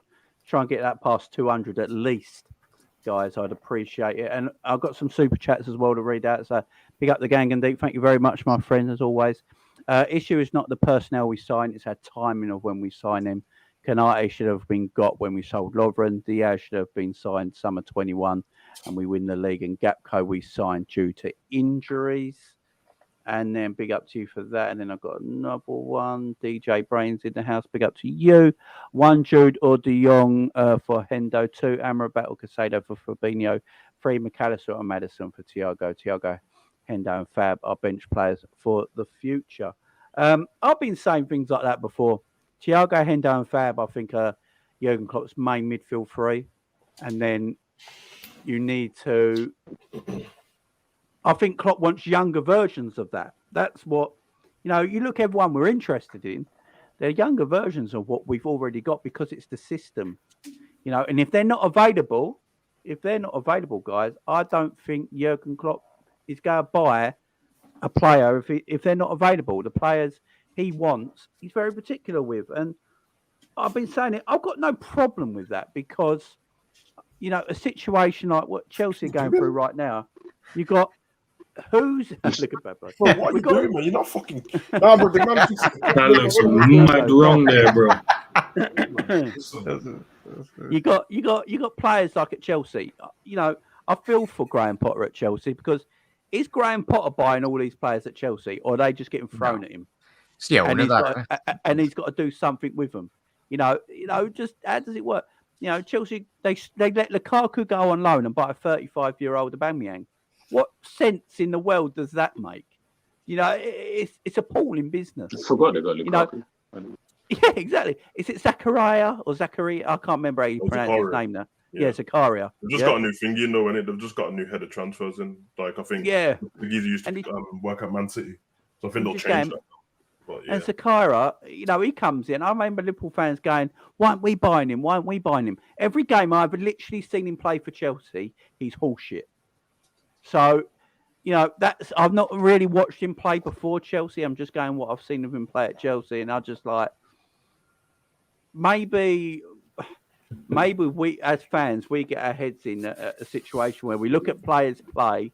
You look at the Champions League, you see players playing in Champions League, and these players, and oh my God, they look really good. They look really good, and you see them like 3 or 4 times in the season. They always look really good. But what we don't see is the 38 games we don't see behind the scenes, where they could be having absolute mares every single week. But when they're live in front of our eyes and they play well, we're like, oh my God, they must be great players. But we've got to remember, all the clubs do their scouting. They're watching these players all the time. So if they're not, we might think they're good players because we see them a few times a week or a few times a year. We see them playing and we're like, oh, they're really good players. But the games we don't see, they could be absolutely awful. And that's why we don't play them. So I don't know where we go forward. The midfield situation needs to be sorted. There's no doubt. Gakpo is a good deal. I know like 36 million for Gakpo is a good deal, which just shows there is There is still players out there you can get for reasonable prices that are decent footballers. The There's no maddest doubt one, about that. sorry there, Jay, is Go on, Jack. Canate, lads, as well, and everyone in chat. Yeah, When you good look deal. at that value and Yeah. that period of time when over was like, oh, wow, I'm literally got the Rangers game on the background. That bloody statue that supposedly signed for us, Davis or whatever his name was. He never seen the light of day, and all of us were crying out, "Oh, we need a centre half." We got two, Kabak and Davis, on loan, and we shopped in an area that Jurgen Klopp was quoted saying it's not my area, the Championship. But he was forced to do that. But you'd understand now, 6-12 months down the line, when we signed Ebu, and he's one of the most sought after centre halves in the whole of Europe. You look at what he's done for France and even the Champions League final as well. Fair enough. If Liverpool, the technical staff, are waiting for that, the next Canate, but the player in that midfield, and we'll just have to sit in our hands, and I think we all will do that because we all believe in Jurgen. Whatever happens, I think he'll get hopefully the next Ibu Canate, and we'll be sitting in 6 months, 12 months time going, that's why we waited for that player, and we see him in Liverpool's team, and 6 sounds. I mean, I believe I did say before the year, around November time, I said when we're talking about January transfers and what Liverpool need and all that, I did say, I think it was Cav and Savage at the time, I can't remember, but I did say Liverpool will buy a player that no one ever knew we were looking at. We'll buy a player that we never knew we were looking at, like no one knew, like he weren't being linked or anything. And that was Cody Gakpo was that player. You know, it just came up on Boxing Day night that was after, you know, and an hour later it's done. Like no one knew. So I think that's how Liverpool work. You know, all the midfielders being linked that have been spoken about in the, you know, on Twitter and papers or whatever on social media. You know, when Paul Joyce comes out and says, "No, Liverpool ain't talking to any of these," you know, there ain't no interest in any of these, because Liverpool got something else, like Jack said, going on behind the scenes. You know, Liverpool want that. Klopp wants that midfielder like a Canate. You know, that kind of player that comes in is young, hungry, enthusiastic, good price. You know, Canate for 36 million now looks like a bargain price, don't it? You know what I mean? But then Klopp has gone into, like Savage said, Klopp has gone into the market and had to spend in certain areas where he needs to, i.e. the goalkeeper. You know, Klopp was all about carriers for a long time, but realised it weren't working, and he needed actually a quality goalkeeper. So they went for what they thought is the best keeper around. And you know, 65 million on Alisson now looks money well spent. You Best know, goalkeeper in the world, bro. Then Chelsea a week later went and spent 70 million on Kepa. That don't look like money well spent. You know what I mean? It's just, you know, and then Virgil at the time, 75 million for Virgil. It's just, that's a bargain as well. Do you know what I mean? So Liverpool, what I will say about Liverpool's recruitment, with the players they go for, apart from Naby Keita and Marco Grujic, I can't think many that haven't worked under the Klopp era. Grujic should have stayed, man. Yeah, Grujic was Klopp. Ox. Did you say? What did you say? Minamino, Shaqiri. Would you say Ox didn't work? None of them, I would say, worked. None of them they didn't work. They just look. Minamino was signed and played cup games. Like if that's working, like if he came to just play as a cup guy, then fair enough. But I wouldn't say that worked. I just think he wasn't good enough. So cup games was his level. That's where he played. He did well in those cup games. And obviously we were able to get some money for him. Shaqiri wasn't good enough to be able to force his way into the squad. He left. Ox, obviously injuries. Naby, injuries. Yeah, but the rest are good. The rest are obviously good. I think it's what that gang Deeps just said about the recruitment. I don't think anyone's got an issue with recruitment. I just think our recruitment timing is one of the worst. That's what I would say about Liverpool, is the timing is always so off. Like all those players that we've mentioned, great players, like, you know, we I'm not going to say Van Dijk isn't obviously one of the best, Alisson, Salah, Mane, you know, everyone that we can go through that's been really, really good. But then recently it's just like, I'm looking at some of them, I'm thinking, why didn't you get Diaz beforehand? Like seeing the impact that he did actually make. Canate, you know, that one is the biggest one. because that's where they fumbled the bag, regardless of the fact that we've got him now anyway. We did fumble the bag in that season where that should have been a signing that, you know, we were crying, like literally dying for a centre back. And regardless of the injuries, you know what I mean? We just didn't have the depth. And then we get the injuries, and then we have to go out and sign, you know, 2 crap centre backs, and then end up getting, so we waste money anyway in getting centre backs that we didn't even want, just to get in the one that, you know, we kind of needed. So the players are always 7, 8 times out of 10, Liverpool get it right. They do get their recruitment right, but the timing is just, that's why this whole midfield thing is just weird, because it's like, you only signed an attacker now because, yeah, you can probably say, yeah, maybe, you know, maybe other clubs, but let's be honest, the real reason is because we got injuries. No injuries, I guarantee we don't sign Gakpo, you know, right now, and we probably wait until the summer to see if we can try and get him. But we don't sign a midfielder.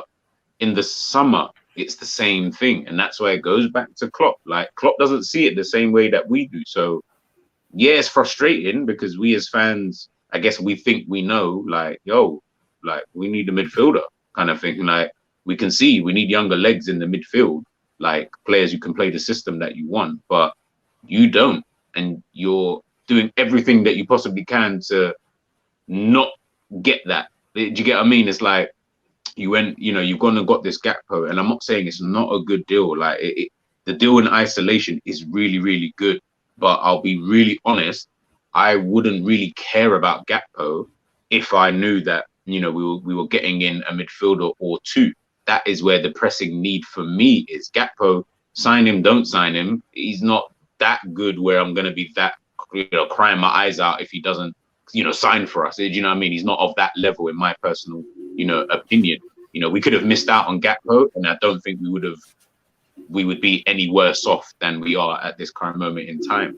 So that's where I'm just looking at the midfield, which is so key for Klopp, and he hasn't really dipped in there. But like I said, you know, Arthur Melo's going to be back soon. You know, Jones is going to be back soon, I think, from injury. You got Bajcetic, you know, Elliott, Morton's out on loan. You know, clearly these are players that he trusts. So if he trusts them, like I keep saying, his track record is really, really bad with young players, like really, really bad. But if he trusts them, then there's not really much else that we can do. Outside of Trent Alexander-Arnold, name me another player that's entered into the first team and it is a first team player who was a young player. There is none. Do you get what I mean? So when I'm looking at Bajcetic, Elliott, Curtis Jones, Morton, Clarkson, who went out on loan, we had Harry Wilson, Rhian Brewster, like the list is very, very long. Ben Woodburn, the list is massive, you know. So when we're looking at all these young players, I'm kind of a bit worried in that sense. Hence why we will keep talking about, I need a player who's ready-made to come into the squad now, because the track record of the manager isn't that good for me to be like, I can trust you to just do what you're doing and it's going to work out. If it's maybe a 25, 26-year-old, you know, yeah, fair enough. But anything younger than that, nah, you're not that type of manager who's good with young players. I don't feel like you know how to really nurture them into becoming, you know, decent players. But yeah, we just got to wait and see, man. We just got to wait and see. I think that's why people are just so worried at this current, and that's why things are so, you know, are we really doing the best that we possibly can do to, you know, move the club forward? And that's why they want an Enzo or Jude and stuff like that. So yeah, man, it's a funny time. It's a funny time. Yeah, big up, man, big up. Big up for the super chat. Thank you very much. We need a backup 6. Amrabat is a good cheap backup. Hendo isn't a 6. We should have saved up for a Jude in the summer. We have to pay. We have too many 8s. No Enzo if Caicedo. Big up to you for the super chat. Thank you very much, Yassine. Guys, anyone want to go on what G just said? Just on one of the points with regards to Ox and Minamino and what have you, I slightly disagree. I think they were success for the club. Ox, when he was in his peak for Liverpool, broke into a starting 11 that we said no one could break into. It was the best 11, in my opinion, in Europe. And he was impacting that attack. He added a new dynamic to it. And I think he was brilliant. We all know that injuries kind of took that away from him. But what was he, 35 million? I don't think that was a bad signing at all. Obviously, homegrown quota and everything like that, which people like to dismiss, but it's important when you sign players. He's a great guy. He fitted into the camp well. All of them kind of things. I think he was good. I just think the injuries took his career away from him. And then Minamino come in for a very low fee, and I understand G's point on the fact that he probably weren't a success in terms of breaking into the first team, but actually he did impact us getting a couple of trophies. And people forget that isn't just like a few games. You know, he impacted a couple of league results and stuff as well. He got a last-minute goal at Arsenal. He got first goal away at Palace in the 7-0 win. So there's other games thrown in there. Plus, for the fee, isn't he exactly what we've all been discussing over recent weeks, saying if there's a promising player around Europe that you can bring in that's low risk at that price, then give him a try? That's exactly what we did with Minamino. Now, he wasn't good enough to break into the first team, but we tried. And he came in, he impacted the club. He ultimately wanted more football, and we moved him on. And I don't think we even made a loss on it. No, we doubled the fee. We doubled the fee. No, we doubled. Yeah. So that's got to be a success. Sometimes success isn't always guys being in the first 11 and being here for successive 2-3 years and having an impact on what we achieve, like in the top honors. Sometimes success can be, depending on the price point, what they do in their position. And his position was a bench player. Let's be honest about it. You know, people would probably mention Origi. Origi was a success. He come in at times when we needed him to, and he got crucial goals. And like another thing that we kind of disregard is like the feel-good factor that kind of Origi brought, and all the songs we chant and all this and that. I think Klopp probably looked at it and went, look, this guy isn't bothered sitting on the bench. When I need him in cup games, he's usually available, right? He is a good finisher, right? I know I can trust him to stick him in with kids because the guy just doesn't care where he plays. He's just half asleep half the time anyway. Like, and the fans love him. He's a cult hero. Like, I'm going to keep that around. You need feel-good factor there. You need like cult heroes to impact the overall atmosphere at the club. So I think some of these players were a success. As I say, I wish we did more, to be honest. If there's more Minaminos out there and things like that, get them in, give them a try. If they don't get in the first team, cool, move them on like we did with Minamino. Like, it ain't always got to be such a big deal. Like, people are always worried about when we sign Gakpo and stuff, what happens when Diaz and Jota comes back, we're going to be stockpiling. But if they're not happy after 2 or 3 years, sell one of them. I ain't bothered. Do you know what I mean? At the end of the day, if one of them's unhappy because he's not playing, it's because there's someone better in front of him. And if there's someone better in front of him, then we're probably more likely to be successful. Do you know what I mean? If the person in front of him is not very good, then something's really gone wrong. But it shouldn't be a problem. We're a massive club, got loads of football to play. Try more of these signings. So yeah, just on that point, I think some of these signings were actually quite good. Yeah, Minamino made the club money as well. With being from Japan, I think there was some marketing behind that as well, bro. It worked though. It worked because they sold bare shirts in Japan, bro. So yeah, it worked, man. I just think when I look at those kind of signings, like the Ox one, the Minamino, I can probably agree purely on a financial sense. I still think as a player, he just wasn't good enough, and I don't think we predicted that. I don't think we looked at that and thought he was going to be as. I mean, we sent the guy on loan. Like, that kind of tells you that, you know, we got a guy in, we tried to integrate him to the squad.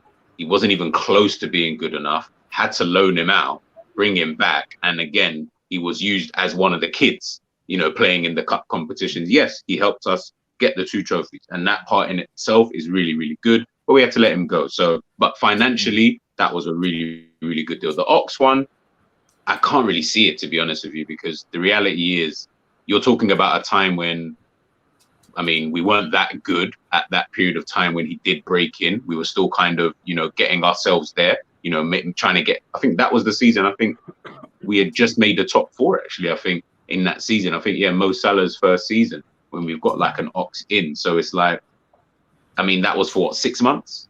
So 6 months, and he's been here for what, 5 years? You know, injuries or not, it plays a part in in success, regardless. Like, the injury, whether it's your fault you get injured, regardless, you've been injured, meaning you've been unreliable for about 90% of the time that you've actually been here. That's why I look at those kind of deals and I'm like, right, I mean, we signed an injury-prone player. Arsenal fans told us this guy was injury-prone. We still signed him, and he was injury-prone whilst he was here. and we rarely ever got to see what he was like. I mean, what he was like when he initially came, yeah, that was really good and it was exciting. But, you know, you're talking about what, 10% that we probably got to see of what he was actually, you know, really about. And then the other 90%, he's just been injured and that's it. Like, what else hear can you, we... and I think a lot of, I hear you. I think a lot of people agree with you, but like, you say like a good 6 months, but that 6 months was key to getting success in that season. Like this starting 11, Firmino, Salah, and Mane, right? Coutinho had obviously gone, but no, that was the front. It was 4-3-3. We needed industrious, hard-working midfield, and no one could break into that attack. No one. We were literally looking around Europe, going, "I don't know who you could replace these three guys." And Ox managed to come in and add something to this team. That shows how good he was. Like even the goals against Man City alone, the 2 goals when we had the 2 boys at AFCON, and he stepped in and scored 2 in 2. Like people just want to disregard all of them, but that's important.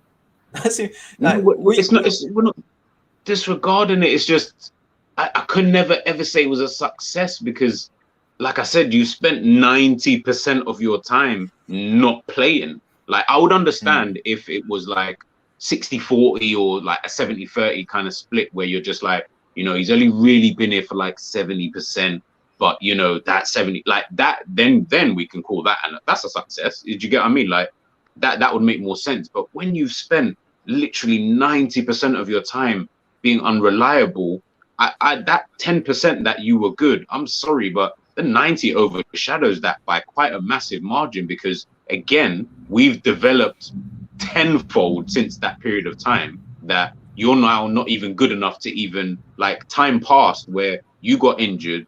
By the time you came back, we were on a new level. So because you've been injured, you couldn't reach that level.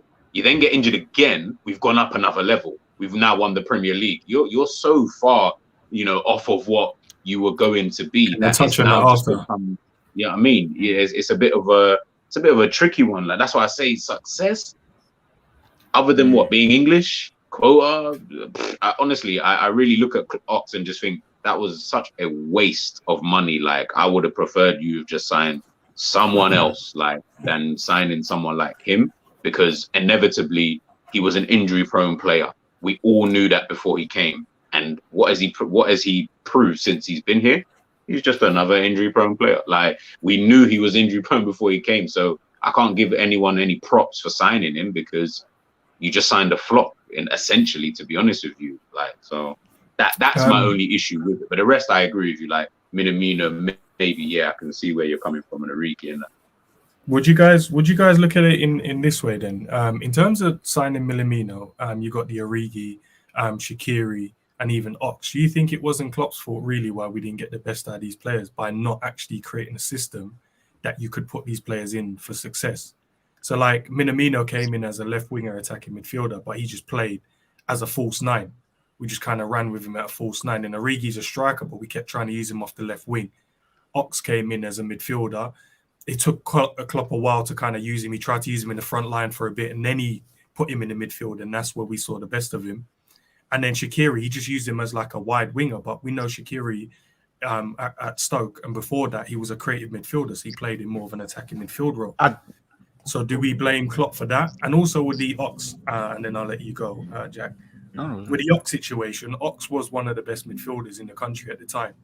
He was looking back to get into the England team. It's not his fault. In which country was he one of the best midfielders? Nah, bro, you can't knock him because he was creating goals and he was in that front form. He was in top form, scoring goals, making assists. I think like you guys are overrating Oxlade-Chamberlain. No, it's not overrating him, bro.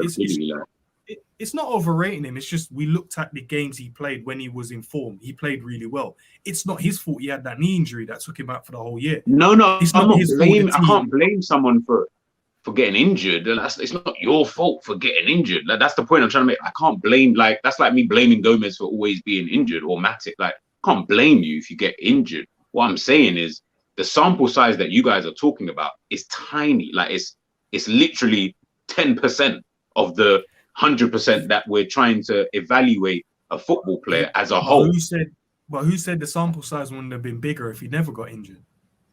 So at the same way you're looking at it, that's hindsight though. That's hindsight. Yeah, but at the same time, you're looking at it on hindsight because you're saying based on the games he played, it wasn't enough to kind of justify the player that he is. So we're saying, based on the players he's played, we're like, raw, he was really good. He scored goals, created assists. He had a good link up with Mo Salah, who was scoring 4 or 5 goals in games he was playing in. Then he got injured. And then we now just say, oh, no, he's dead because he got injured and he can't get back into this team. Yes, getting injured is not your fault. And your team will move forward without you. And that's not his fault. He's come back into a squad after that knee injury. And we did go up to the next level. You're right in saying that. And then he found it hard to get into the new team. Then he came back, played well again, then got another knee injury, but by making a tackle in the Champions League. And then he was out again for like nearly half the year. So I get people are going to turn around and say any shit. That's fine. That's your opinion. But at the same time, before he got that knee injury, he was fit for us, playing well, scoring goals and getting assists. Then he got injured. Can I just quickly, before you go, Jad, I wanted to add one point, right? Very, very quickly. We won 2 domestic cups last season. And this season, I think we'd probably all be happy if we won 2 domestic cups, right?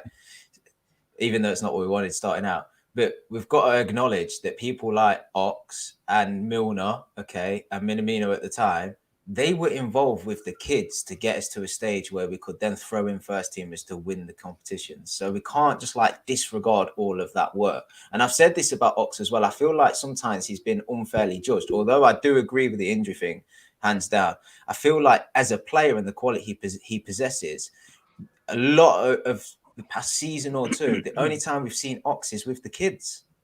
Like we only see him with the kids in the cup, and that's because he's injured, and that he can't afford to just throw him back into a Premier League game, starting 11 and things like this. But you see him with the kids, and you're just like, and then you're looking at him going, "I know you're back from an injury, but I need you to make an impact." And then when he doesn't, we're like, "This guy's trash. This guy's trash." And then like I was speaking to you guys the other week, I was like, I actually want to see him. I'm not relying on him, and I know he's gone in the summer, but just to assess how good he actually is now. Right, because people are saying he's fell off since the injury. I want to see him in the first 11, just so I can see, right, are you actually dead, or could you actually do a job? Because I'm not. If this guy moves on in the summer and goes to like a Forest or a Villa or something like that, right? I'm not saying it's beyond the realms of possibility that he could just, if he stays fit, he could have a real impact. We could be looking at him going, "Fucking hell, I wish he could still do that at Liverpool." Do you know what I'm saying? So when we assess like the quality of a player, I think like sometimes it's been given an unslightly sort of fair ride, and that's a circumstance because, like I say, he's not going to be given a shot in the first 11. Jack.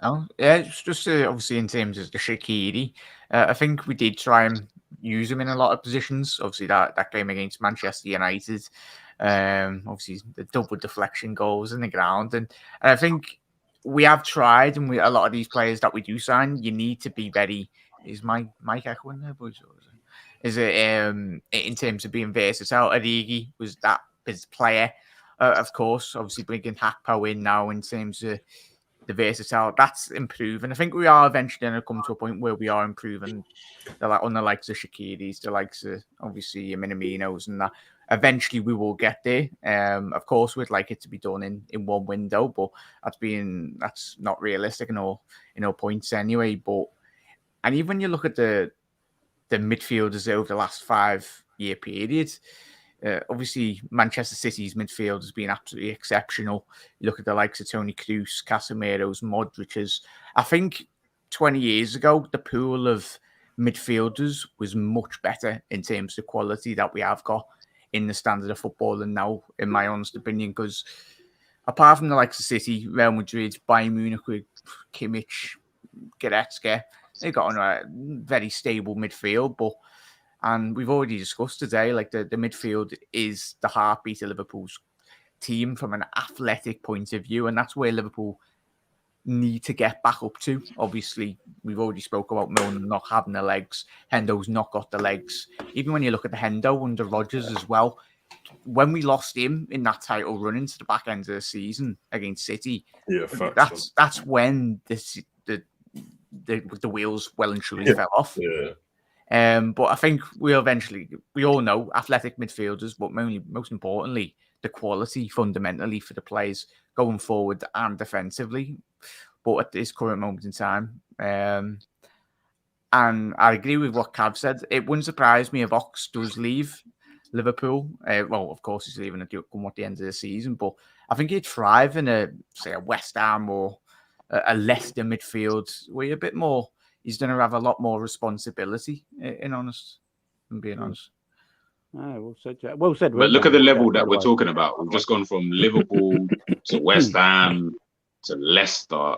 Like, surely that gives you some level of indication that which is this isn't a guy. How old's Ox? 29, 28, 30? No, but again, everything just plays a part. I agree. This guy I'm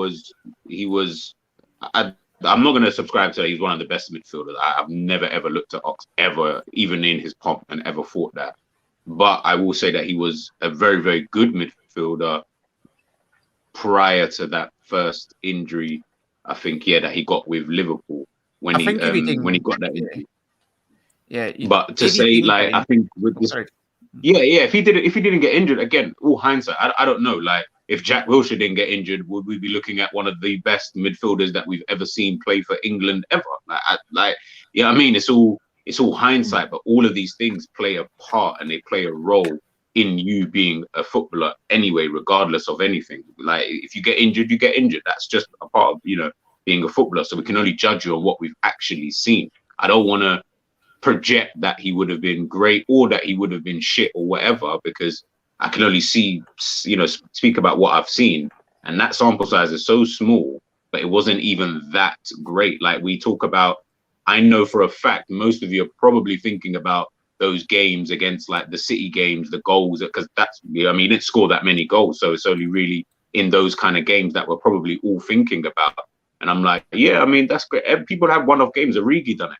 Origi, I thought, was kind of rubbish, but he had his one-off games. Like, he had games where he would save us, he would score goals here, and then we remember these kind of highlights. But as an overall player, was this a player that you could see that would be touted by, I always judge it usually by, with top European clubs or top clubs in the world, would they look at this guy and think that's the guy that, I would probably look at to put into, my midfield, regardless of what you're doing, regardless of how you're doing? Would anyone else look at this guy and think, yeah, this is a really good player? And I look at it and I don't think that Ox was definitely one of those kind of names. But he did have a period of time where I thought dynamic midfielder, box to box. He could shoot from outside the box. All the things that I guess we're all technically kind of looking for right now. He was doing that, prior, to his injury kind of thing. Would that have succeeded? I don't know. I don't think so. I think with the way we moved on and it just turned out to be better. Clearly, we didn't need that. You know what I mean? Ox clearly wasn't the one that we needed because we won a Premier League, a Champions League, and every other trophy outside of it. So to say that Ox would have changed that, I doubt it, man. I think he would have been a very good squad option to have just in the team. But that's just...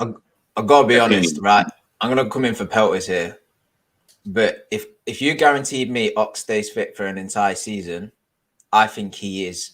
I think he could play in that Liverpool midfield. I'm going to say it. Right now, if you said to me, Cavell, what midfielder could you get? What midfielder would you want? I'd say, so give me Ox. Give me a fit Ox. A younger, fit Ox, I would take. Someone strong, pacey, dynamic, shoot from outside the box. Isn't this all the attributes we're labeling about what we want? It can't be Ox. We know he's not reliable, okay? But I'm just saying, I think if he could stay fit and build confidence and play consistently with the team around him, yeah, I think he could do it. Now, probably a stupid shout because obviously he can't stay fit, but I don't know. I think he's all right. I'll agree with you there, Cav, as well. I'll get on that bandwagon as well. And Naby is like probably the most frustrating out of all the players because I think Naby is that player that we all want, and I think Jurgen Klopp, like, of course, we moved heaven and earth to bloody sign the lad. But you just know when we spoke about this always, as soon as he leaves Liverpool, if he doesn't sign that new deal, which is probably what's going to happen, he's going to go to the Bundesliga and go to La Liga or something. He's going to stay fit for 2-3 years and be the player that we wanted, in all honesty. But yeah, it was just to Ash's point as well, G's points in terms of what he was saying with Ox, and it was more or less what I was going to say. we need goal scores. Goals from midfield is what Liverpool have massively missed. And I think, was it Fabinho got 9 or 10 goals last season, all comps? That helped us massively in the long term. But I think the profile of player that Ox was at that time, and it's a profile of which Liverpool potentially going forward, when we do analyse the potential new incoming midfielders, it's that goal scoring midfielder. Jude presents that. You look at his statistics in the Bundesliga as well, even in the World Cup. He's that type of player that will break into the box. But I think that's something long term that Liverpool do need to very much identify. Definitely. Yeah, Great discussion, great debate, guys. Big up Ash as well, super chat, and he says every squad needs foot soldiers. Yeah, I agree with that. Can't be dismissing the guys as crap just because they didn't establish themselves in the first 11. Players like Nat, Kelleher, Origi, Taki have been vital for us to achieve, and that is true. Yeah, that is true. You do need foot soldiers, of course you do. It's impossible to have a world-class 25. You know what I mean? You got to have your players that come in and do a job for, that know their job as well. There's players in squads now that know they're a squad player, and they come in and do their job when it's needed. And yeah, you do. You definitely need that. We're going to talk about right now, though, before finish off here. Look, so we've got the game tonight. We've got Brentford away. Very difficult. What game. time are we Brentford playing? away. 5:30. 5:30. Yeah. Very, very difficult game. But what we saw yesterday, Tottenham losing to Villa, Chelsea. Let's face it, they should have got beaten by Forest.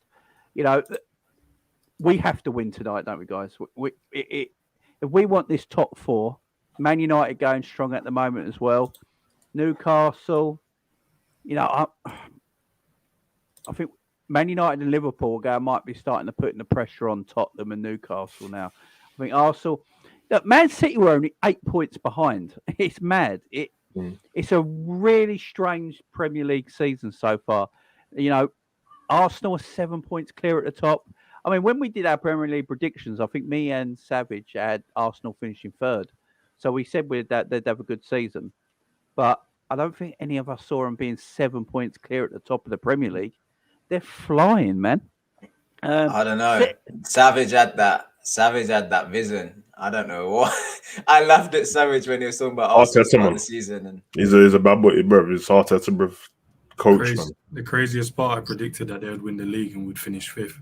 Yes, it was. Start the season. Wait, Enz, if you're gonna throw that out, I want receipts. No, man. I'm trying to think what show it was on, and I'll get it. I'll get it to you. I'll show you, bro. Everyone sat down to watch that documentary and start laughing before it even started. Everyone was just like, I can't wait for this. And I like documentaries, man. Let me see what happens here, bro. After the first episode, I was like, nah, bro, everyone's fucked it, because if you watch them last season, they weren't even terrible then.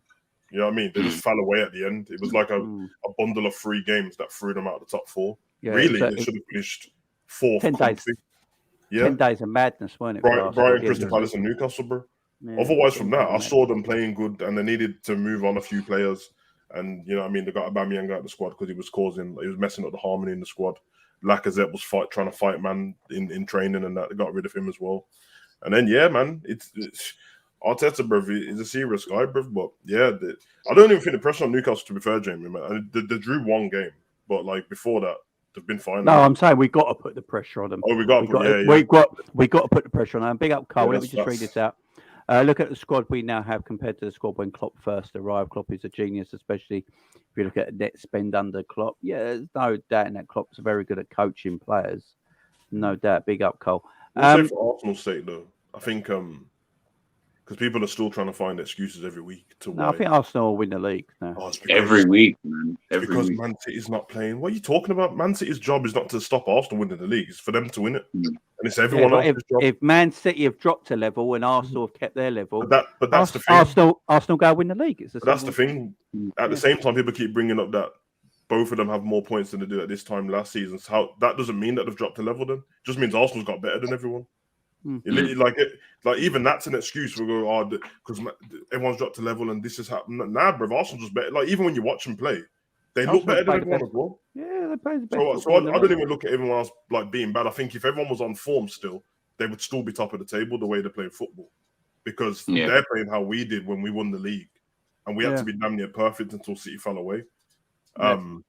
Yeah, I get why everyone picks City. I don't think it's like, oh, I told you so. Because why wouldn't you pick City to win the league? They've won like 7 out of the last 11, and they always seem like they're gonna at one point turn it around. And even me, up until last week, I was like, Arsenal's playing the best football, but like getting over the line when it comes to Guardiola, I'm like, them 2 games that I got to play them back to back or like within a week or something will change the whole season. But now they've gone 7 points ahead. It's like them 2 games might be Arsenal's only blip in the season. If they're going to lose them 2 games to Man City, Yeah, you got back-to-back games, haven't they? yeah, and then it goes down to 1 point. But then there's like a Manchester derby or something. You know, when form goes out the window, and then they just go lose because Man City. Look, I watched them when they came back after the World Cup. The first game, they looked like they're going to kill everyone again. But they've always been gettable at the back. When they play against Leeds, if you watch the last 15 minutes of that game, another team with better strikers, I'm like, bro, they might draw this game because Leeds just kept going, and their fans were on it to the end. So, to be fair to Arsenal, it's their thing, man. I've even got to the point now. I don't even give a damn about their fans, but let them do what they want. If they win the league, they would have deserved it. We'll have to hold that. Everyone will have to hold it, and they won't shop about it forever. It's just our job to win the league next season. So then they can't talk about it because everyone only cares about the person who last won the league, bro. That's all what matters, bro. So they get to, if they win it, they get to hold that for like 9 months, and then if they win again, that's it. Then if they don't, they don't. So they can brag for 9 months, man. Arsenal fan TV deserve that. To be fair, man, they've gone through some turmoil, you know, like that. I find big up the Pat man, but I find this mad. This is one thing I do find mad. Without Diaz and Walker, our defensive balls, right? Yeah. I find that mad because the money that has been spent on that Man City defense, that surely shouldn't be the case. And then you have to look at Pep. You have to look at Pep Guardiola. Then, like we look at Klopp when he makes mistakes. Maybe you got to look at Pep and say, is he coaching the defensive side of the game good enough? You know, why are you not allowed to ask them questions? Because everyone sees Pep as the greatest and the genius and this amazing man. But all that money spent on that City defence, and like Pat Man's saying, without 2 players in it, they're all over the shop. Well, then, why can't you question Pep's defensive coaching then? And the way he sets up? Is there a reason? He's just second. Why are we not allowed to question it? You know, this is the thing that does my head in. We can question everyone else, but you're never allowed to question Pep about anything. It does my nutting.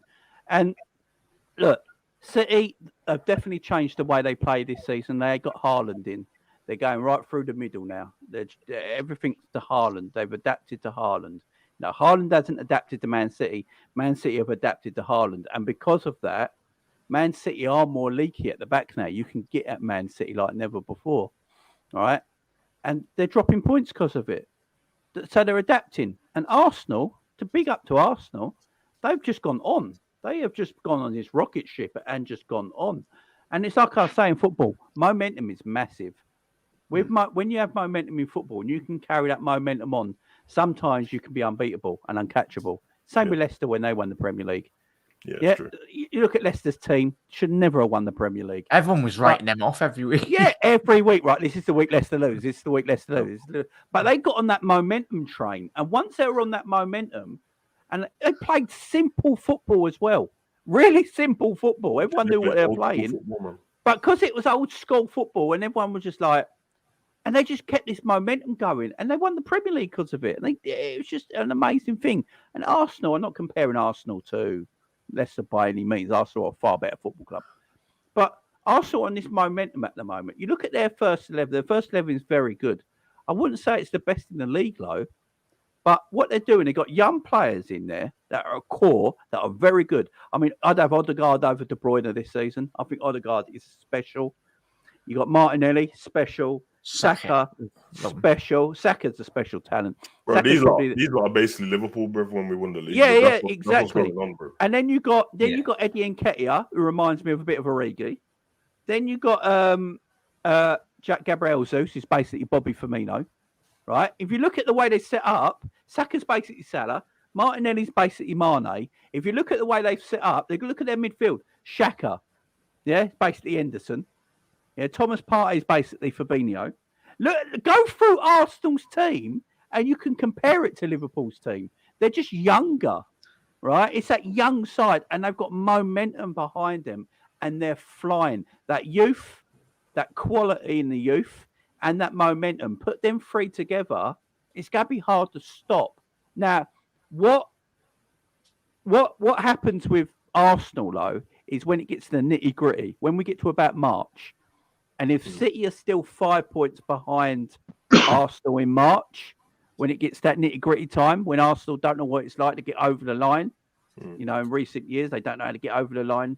It's been 20 years since they won the league. And you've got these young players. That's when it becomes like, I'd probably make City favourites. Being 5 points behind in March, I'd make City favourites. But if Arsenal are like 10 points in front by March, if they carry on this momentum, Still got to play them twice. They got Arsenal. And if they beat, and City are going to have to win both games. Yeah, they got to play. City, you're right. Got to pick both games. They got to play City twice, and they got to play every one of the top teams one more time. It's one of them weird situations, isn't it? Because I'd understand why people think that Arsenal might fall away because they haven't got any experience to go off apart from Arsenal back in like 2004. But at the same time, it's what we done as well. Like we weren't getting over the line even in finals, League Cups, and all that. Eventually, shit changes. Now we don't know if it's going to be this season for Arsenal. The way it's going with Tailleur, it's very possible, and you'd side with them winning the league at this point. But you are right. 7 points always sounds massive, and it's always depending on the next game. And the next game's Newcastle, and I don't know who Man City's next game is. And if one wins and one loses, and it doesn't go the right way for Arsenal, it's back down to 4 points, and then City's quite scary when it gets to that. And then we'll have to see how they go, man. But it's one of those ones, to be fair to Arsenal, man. Like I said, they've just killed. I don't think it's anything to do with City, even with like what you mentioned about questioning Guardiola. It's kind of one of them things, isn't it? Like, it sounds like a good talking point to have, but does it really need to be questioned? Because like this happens to City every season. Like this happened to them last season. That's why we caught them up, and then they still won the league. So it's like everyone has a blip at some point, unless you go on and just destroy the league. Thankfully for us, when we had our little blip, we had already won the title. You know what I mean? We went and lost to Watford and lost to Arsenal. But it might not even be a thing like that, bruv. Arsenal's just that good this season. It's kind of one of them ones, but there is a long way to go. There's a long way. Arsenal fans are talking now. Like I've seen quite a few Arsenal fans saying that they'll definitely win in the league. And I don't begrudge them for enjoying it, bruv. You should be enjoying it and hoping. You get a bit cocky with it. It's a little bit, you know what I mean? But you should be enjoying the run, bruv, because you never know what's going to happen. And they'll feel like if they don't win the league, when it gets to if they get down to the last 7 games, still at the top, they'll feel like they've failed in it. But when you hear Arteta speak and when I watch his interview with Carragher and that, this man I think he's quite level-headed. I think he knows what his objective is for the season. It ain't winning the league, but of course, if they get into that point where I definitely can win it, they're going to go for it. But I think he just wants Champions League football, to be honest. So. Yeah, madness. Yeah, it could be Liverpool that decides the league because we play 1st of April. We play Man City away. The following weekend we play Arsenal. Come on. So we potentially could put a 6 point swing in anyone's favour. So that's true. And Man U ain't losing their games, bro. They're not even playing that great, but they're not losing. That's another thing. Quite similar to Liverpool. I mean, we've gone on a 4 Premier League winning run at the moment, and you know how we won that last game is the funniest thing I've ever seen in my life. It was the funniest thing I've ever seen in my life. So it tells you sometimes when your luck's in, football works in a weird way, you know. And Liverpool got to beat Brentford tonight. If Liverpool beat Brentford tonight, I just feel Liverpool and Man United will put a lot of pressure on Newcastle. They've already started to put the pressure on Tottenham, and Tottenham are feeling that, and they're falling away now. Chelsea, Tottenham the only team that everybody knew that this was going to happen to, because we all said this early. They're just weak, ain't they? They've got a weak mentality. Chelsea. I'm shocked with Chelsea. I've got to admit, I am shocked with how bad Chelsea are. They're terrible. Yeah, me too. They're going to sack Graham Potter, which is I feel for Graham Potter. Harry's meant to come in there and do anything with players that he don't want, just getting thrown at him is mad. Yeah, even he has no personality as well, in it. So I think it's he got a haircut and put a suit on. Man, he's got a little He glowed up. He had a glow up, didn't he? Such a normal guy, bro. That I can hear these man. I heard man saying yesterday, he's on inspiring, bro. I'm like, bro, he just said what what needs to be said. Like, nah. They need something else. Them not do, bro. I don't know what it is, man. They're used to chaos on it, bro. Yeah, I don't think Potter's right for Chelsea, unfortunately. And I hate how he went there, to be honest. Yeah, seems he's a right really, for a top team, but Chelsea was like the wrong a really one. good one. Yeah, I So agree. it'd be gone. So the way I look at it, Liverpool have to win. This is a must-win game now. Apparently, it was just said that Cody Gakpo is registered in time, so Yes. he will be in the squad.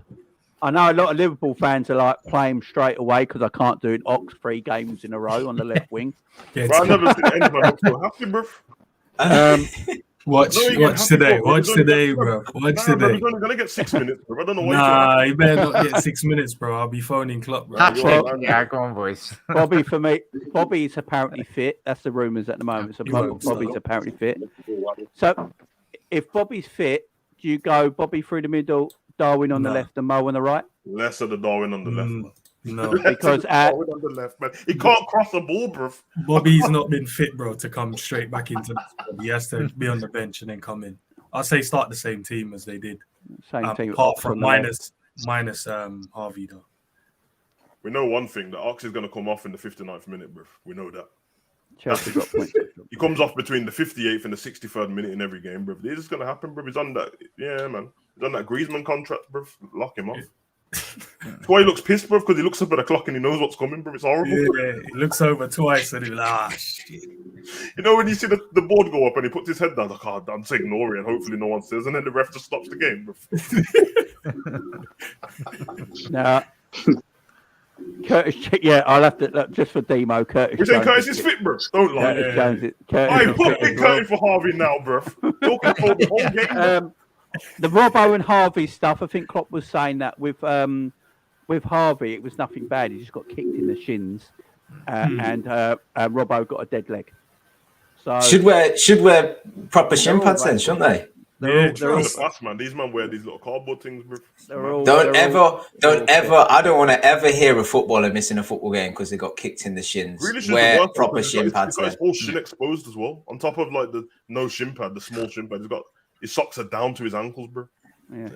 Big so if we got everyone who is available at the moment available, what are we going with, guys, up front? So if Bobby is available, Gakpo apparently is signed, so he's registered. That's done. He is available tonight. Jay, what do we go with? You're right, bro. No. Ends is happy at Gakpo's. Yeah, he's registered. Jay, you want a minute to yourself, bro? Because I was vexed, Jamie. Here's the problem. People are trying to tell me, he's not going to be able to be signed in time. I'm like, bro, you got a whole day. Don't tell me nothing about he's not going to be registered. Just a form you fill in and send it to the FA. Get it done. Don't tell me about man ain't going to be there to receive no facts. And bro, I'm just happy that he's going to be playing, bro. Trust me, man. Everything I've seen so far, that reports are saying that Cody Gakpo registration and paperwork has been completed. Therefore, if selected, Cody could make his Liverpool debut. I'm a bit of a troll, man. I kind of want him not to be in the squad now, just to wind up the end member. So I'll go with G first. We'll go around G. I know where Infields. G front three. You got, if Gakpo's available, Bobby's fit, Darwin, Salah, Ox. Who are you going with against Brentford? Nunes, Bobby, and Salah. Nunes, Bobby, and Salah. Yeah, you gotta love G, bro. After all he just said about Ox, you weren't throwing him in there, bro. Oh yeah, come on.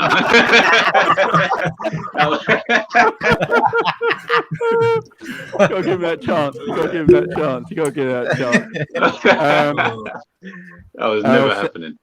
Savage, same to you, man. Who's the front three tonight? If everyone is available. Same as last game, bro. Ox on the left. Darwin, Salah. Cav. Nunes, Bobby, Salah. Yeah. I don't care if he can't cross. It's the front three that's played when I've seen the better performances this season. I'll fight you still, bro. I'll fight you, bro. Yeah, I agree, Gav. Jack. Yeah. I reckon I watched quite a lot of the World Cup. I think he should be fit. He's a professional footballer. So you sign him, big money, throw him in. Gakpo down the left. Oh, Ince is like, look at it. Nunes in the middle and then Salah on the right. Go on and ends. Your front three. I just want to echo what Jack said, man. I think he's spot on. He clearly watches football. He clearly knows what he's talking about. So he's fit, man. He's 23 years of age, man. The guy just finished playing in the World Cup. He's fit. Put him in. Yeah, his missus is away as well. Yeah, why are we going to be, I know, embedding a man in taking your time to play? Just play him, man. That's how you're going to know if he's good enough. Yeah, I mean, sounds for me. It'd be sounds. I don't know. But he won't start. I know he won't start. He'll be Ox. He'll be outside. So, if everyone's fit for me, my front three would be. If Bobby was available, I'd have Bobby, Darwin, and Mo. That'd be my front three. The chat's gone mental over that, bro. I know. Gakpo's giving me a stiffy. Everyone wants Gakpo, you know. Everyone's got Gakpo. You know, Gakpo gets 2 goals. He's already equaled Anthony's record. That's all he needs. You know that we're going to win 1-0. Darwin's going to shoot. He's going to hit the post, hit him back in the face. And that's how he needs his goal, you know. Yeah, that's how he needs his goal, and then he's off. The thing. So I do like that front three of Darwin on the left, Bobby in through the middle, and Mo on the right. I think it works the best in our attack. I like Darwin cutting inside from the left into the middle more than starting in the middle and going out wide. I just think he looks better in that position, you know. And then over time, we'll make him that number 9, maybe. But at the moment, I like him over that left-hand side. I can't lie. His pace is unreal. His athleticism and his movement is unreal. He's a threat all game. I'm going to say something mad right now as well. I'm going to say something. This is going to be mad right now. This might be getting me cancelled. I don't care. I'm going to say it. I'm going to say it, man. I'm going to say it. This might get me cancelled. I'd rather have Darwin in the first 11 than Mo right now. Oh, that's not going to get you cancelled, bro. I'd rather have Darwin in the 11 than Mo right now. Because I think the two work hand in hand, though. You couldn't have... Because without Mo, you've got no one to score goals. But then without Darwin, you've got no one to really create them. So the two go hand in hand. Do you know what's mad about it? We want Darwin to score the tap-ins, don't we? That's what we want Darwin to do. Get his goals, you know, score the tap-ins, yeah? Right? But it's Darwin assisting Mo for the tap-ins. It's like the other way around. It's Darwin. All Mo's assists from Darwin have all been tap-ins. But we really want Darwin to get the tap-in, to get his goal, you know, to start getting on that side of things. But, yeah, Darwin is playing no matter what. I mean, I think Mo is playing no matter what. So it's just that one position, ain't it? If Bobby's fit, does Klopp throw him back right in? Or does Gakpo start from the off? You know, he won't start. Virgil started right from the off, didn't he? So no, but we needed a centre back. Like we had some real crap centre backs. Like Virgil, if he's fit, you just come in straight away. If there's no Bobby tonight, would you argue we need a left winger tonight? No, because we've seen Ox play there, so we can just throw. Like we had no centre backs. Like, are you remembering? Like we had no one. I can't remember. Yeah, it was bad days, right? It was crazy. Who would your front three be? Like in you guys' opinion, like who would you want the front three to actually be? Like everyone fit available. Everyone fit. Luis Diaz on the left, Darwin in the middle, Mo on the right. That'd be my front three. Oh, that's everyone fit. Yeah. Everyone fit. Mine's the same, but Jota in the middle. Okay. Diaz, Salah, and Jota. Jota in the middle. Yeah. Cav, what about you? Ox left.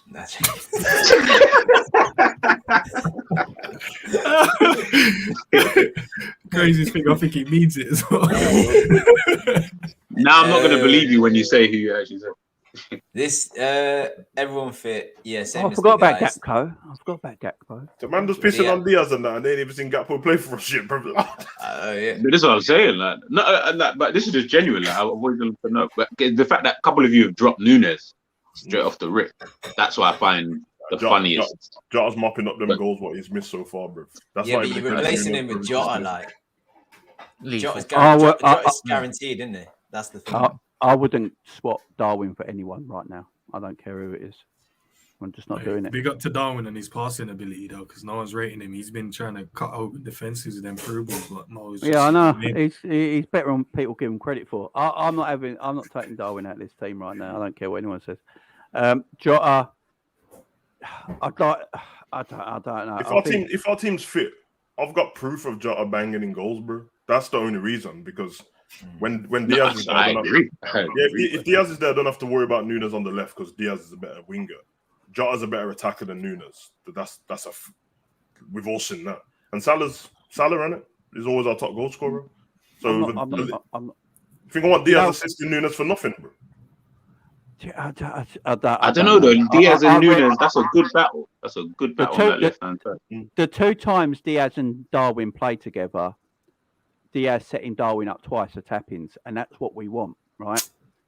And that's but then what you're we forgetting want. the game against Napoli. I mean, they were both shite.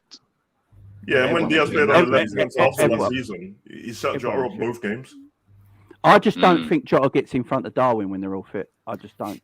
It's good that we've got the options, boys, isn't it? It's great we've got the options. Oh yeah. That's what I'm saying. That's what I'm My worry is, my worry is though, I know this football club and I know the ownership. Do we keep all them options? Jay, honestly, you're going down a rabbit hole. If we're successful, we'll play 60 games in a season, right? We won't. I guarantee it. 10 games, we might have this debate as to who starts in the front three, and that'll be it. It's Liverpool. We should know. Yeah, we'll end up playing the same players like over. Yeah, you're right. Yeah. It is a good problem. I mean, Diaz isn't injury prone. We've got to see how he comes back. And Jota's picking up knocks. He needs to be careful. I think he's the sort of player that I think now, not being a medical expert, that probably needs a good rest.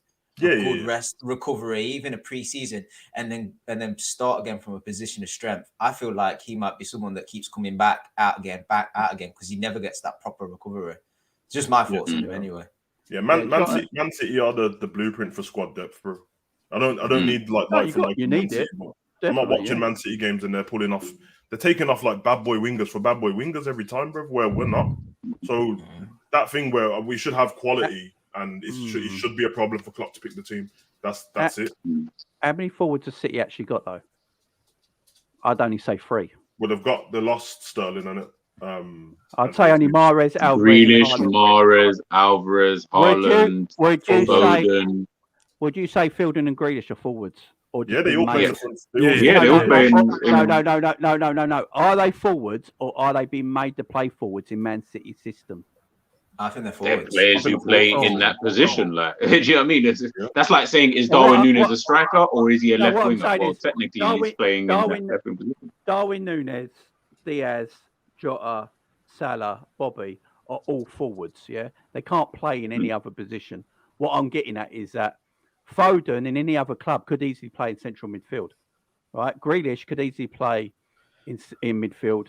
Mahrez is a forward. Foden. Haaland is a forward and Alvarez is a forward. When I look at their natural forwards, they got 3. That's what I mean by it. Yeah, but I feel like you're nitpicking.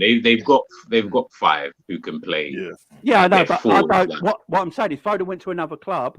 I don't think Foden plays in the forward area. Prime Man United as well, though. Like you look at Tevez, Rooney, Ronaldo, Berbatov, Takeda, more or less. Yeah. Look, Kagawa. We had this last season though, guys. We had all this squad depth in the forward area last season, then we let 3 of them go. So I'm not saying we. No, but what Savage is saying is like you say squad depth. We need them. We need them. You say squad depth, but like you're talking about Mane, Salah, Firmino, Origi, Minamino. Like Savage is talking about you're taking off Foden for Bernardo Silva, De Bruyne, you know, like that's the quality. It probably even said it as well. You never know what team's going to turn up, but it never matters with Steve. Yeah. No, it's going to be the same team. That's the kind of quality that we want moving forward, and we've got that now with their attack. I don't want none of these forwards to leave. We need this squad depth. I think the other ones have to leave as well. That's a big point. You are right, Jamie, but the last season, like Mane wanted to leave, Minamino wanted to leave because we weren't getting no game time. Origi wanted to leave, and to be fair, he was there a while with not getting much game time. So I think these lot are all our attackers now and what's coming in. They're all going to rotate a lot. Yeah, they're all fresh as well. So it's like Jota and that shouldn't be looking to want to leave right now. You know what I mean? It has to be No. something drastic. I think Ferran Torres is the only one who ever seen do that for Man City, where he's like, I don't like Manchester, I'm off. But He wants to leave. He wants to leave Barcelona now as well, doesn't he? He's just a big weird, baby, man. I don't know. He's a weird. You're not getting game time. Yeah, he's one of them players who just thinks he's a lot better than he actually is. They need to get money off their wage bill as well. Yeah, I know Barcelona in the shit again, but hey, it's Barcelona, fuck 'em. I love our squad depth up front. As I said, I think it's arguably the best in the league. I mean, it's up there with Man City. I think it's the best forward depth in the league by quite some way. It is tremendous, and that'll look better on the bench when everyone's fit and comes back. You know, if you're starting, you know, Bobby, Diaz, and Salah in the game, and then on the bench you've got Jota, Gakpo, and Darwin. I mean, that's ridiculous. Especially when you put it with the rest as well, because our defense is pretty good when everyone's on form. You got Shimikas and Gomez and all that on the bench as well. Probably Matip as well, because Konate is probably going to end up starting by the time we get to the end of the season. Then everything looks a little bit healthier. Remains to be seen, man. I don't know if I trust everyone not to get injured. No, that is the problem. Midfield. The midfield tonight. It's going to be important. The midfield tonight, especially away to Brentford, who are, you know, physical, quick side themselves. You know, you got to play a good midfield. So, what does everyone think of Naby Keita starting today? Because I think when Keita's been coming on recently, he's looking decent. Would you, with Hendo, obviously, Hendo playing a lot of games since the World Cup to now. You know, you've got to keep Hendo, got to make sure you look after him, keep him fresh because of his age and that. So would you bring a Keita in? He's fit and ready. You know, I know he's only got 6 months left in his deal and he's probably leaving the football club. But Bobby's got 6 months in his deal, and if he's fit, Klopp plays him. So we can't be doing that. So if Naby's available, would you go Naby, Fabinho, Thiago tonight?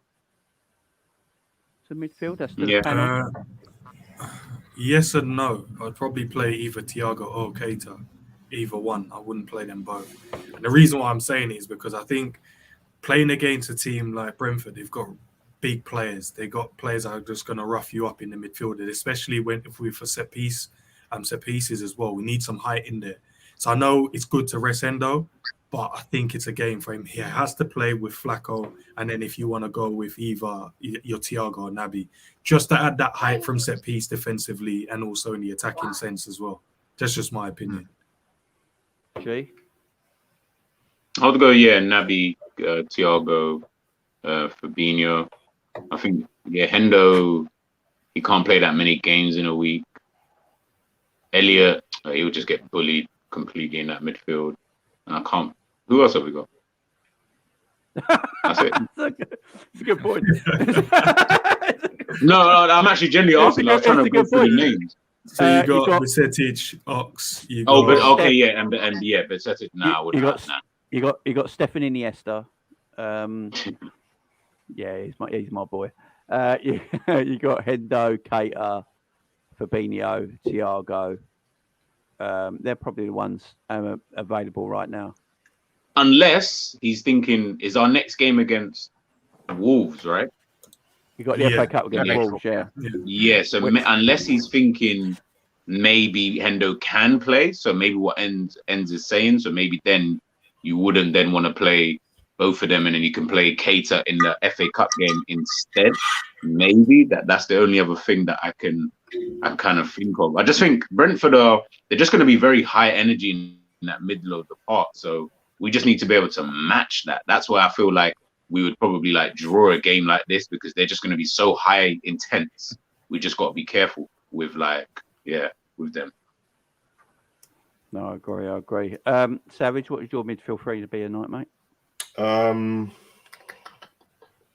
Thiago, Fab. You say Curtis Jones is fit, bro? Don't. I forgot about it.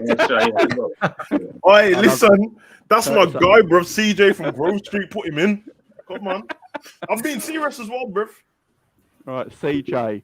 Right, Cav. Oxford daughter said he thought you were. Not going with Ox and Jones in midfield, no. Oh, Jesus Christ. Cav, mine on FIFA you in the better- background still. Cav. Ready for, Cav, I think you need to put. I think the way you back Ox up, you need to put him in his 11 somewhere.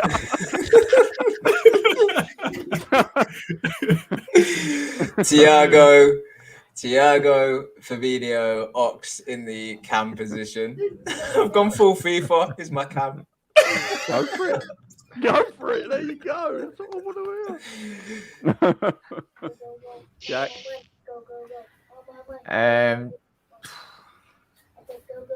Yeah, Keita. Oh no, not Keita. Thiago, Fabinho in the 6, and then Hendo. As the lad said, Hendo, it's fine. important that we get that right because we've seen, was it the last year where it was mad, that game where Keita Young scored? Yeah. That was the year before. Real game, wasn't it? It was the Yeah, important. real That game. was the game where we dropped points on it. So, yeah, go with them. Excellent. Scores, guys. Scores before we go. What are we saying here? Ed, what's your score for tonight? Oh, bro, my heart is telling me it's going to be a 2-2. Oh, But my head is saying, bro, we need to, you know what I mean? We've got the Your attackers, heart? Gakpo's on the bench. Yeah, my heart's telling me because I'm like, I'm normally right. Surely your head's bro. got to tell my, you. my head is like, yeah, we got Gakpo. Let's go and win this game by like 5-6 goals. But my heart's like, bro, they got a good midfield. They play good football. Mbeumo is going to be ripping man apart. But good thing, Tony's not playing, right? No, he's playing, man. He's He's meant playing. to I think. he's 50-50. He ain't trying to miss playing against his boyhood club. Man, No the man way. just said that the knock he got weren't Yeah. How long are we saying What he's going to be out for? About 5 years. What his betting thing? I But he think they're gets saying. good. I think they're saying a 6-month suspension. 2-1. Would you 2-1? Would you bring Kanate back in tonight? Yep. Yes. Yes. Yes. G, your score, my man. Kanate, yes, and 2-2. 2-2. Savage. 2-0 Liverpool. Oh, look at that. You know we're conceding, Savage. We are not going game. Yeah, come on. I'm gonna go with what I said against Leicester. bro. 100% we're conceding. The only thing, honestly, the only thing I know that I rate Brentford in it, but the only thing that worries against them against Liverpool is their set pieces, bro. Everything else, I don't mind, like the counter attack and all that. I get it, but it's set pieces, man. They do like FIFA set pieces, bro. Yeah. Like, one man puts his hand up, they all run to the front post, and then the goalkeeper comes up, and I don't know, bro. It's crazy, bro. You see when they played against Man U and they did it 3 times in the game, bro. These mad corners, yeah, bro. I've got to stop. Guys, with 2 likes or 300 likes, let's get them likes come up on, to man. 300 Get real that done. quick. You Come man, on, guys. embarrassing, bro. Get them likes up, man. So Bulba's here. Big up to Bulba. He's got a elite team. Addison, Trent, Kanate, Van Dijk, Simicast, Elliott, Fabinho, Thiago, Salah, Darwin, and Ox. If that is right, right, guys. If that is correct, and Elliott plays again when he just got a knock in the previous game, and there is midfielders available. I don't want to hear all this thing that Elliott only plays because there's no one available. Elliott plays because Klopp loves him. So we just Is that have what people to... are saying? That he plays because no one's available? Yeah. Do you not know the hatred for Harvey Elliott? But he was always gonna play. Klopp loves him, bro. Yeah, Klopp loves him. He absolutely loves him. I I know, wouldn't but even even say- still, bro. Like he deserves criticism when he plays shit like last game. But Yeah, of course he does. the harshness and the personal stuff is weird, bro. Like, So man needs to get a life, though. I don't think it's hate, guys. Yeah, I just think, for me personally, why I don't think he should start or he should just pick up Salah's backup is the fact that I don't feel he offers us anything. Like, I get looking pretty on the ball. I get looking like you're holding the ball and you're playing it off and you look sharp. I get that. But if you're not scoring goals or creating chances, I'm talking about clear-cut chances, or even just running with the ball going forward and think about beating players and getting shots off, or you're doing helpful in defensive areas, like, what is the point of you playing? Oh no, I agree with you. I wasn't about people saying personal stuff about him. If he's a winger, innit? It should be Salah's backup. That's his spot, bro. It's just like we just have him in midfield, just running around looking pretty on the ball, bruv. I will say, Elliott, the best I've seen Elliott play for Liverpool is actually when he plays on the right wing.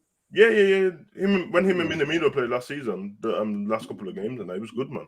And when he was on loan, that's where he played, bro. He was good. Yeah. So, Defensive transitions, as Zen said. that's true. That like, especially how forward, as we know, Trent gets. It is a massive point that Liverpool's right hand side, and I know we've all spoken about it, but I don't know. I think he's only how old? Is 18, 19? Yeah, the young. We look at Trent. So Trent's only physically buffed up a bit over the last 15 months, 12 months in terms of physically for me. Oh So yeah, he's on that TRT. he's on Isn't roids or something. What these protein shakes or whatnot. But yeah, it's I hope Trent has a game like he did last Okay. game, man, because he was so good, man.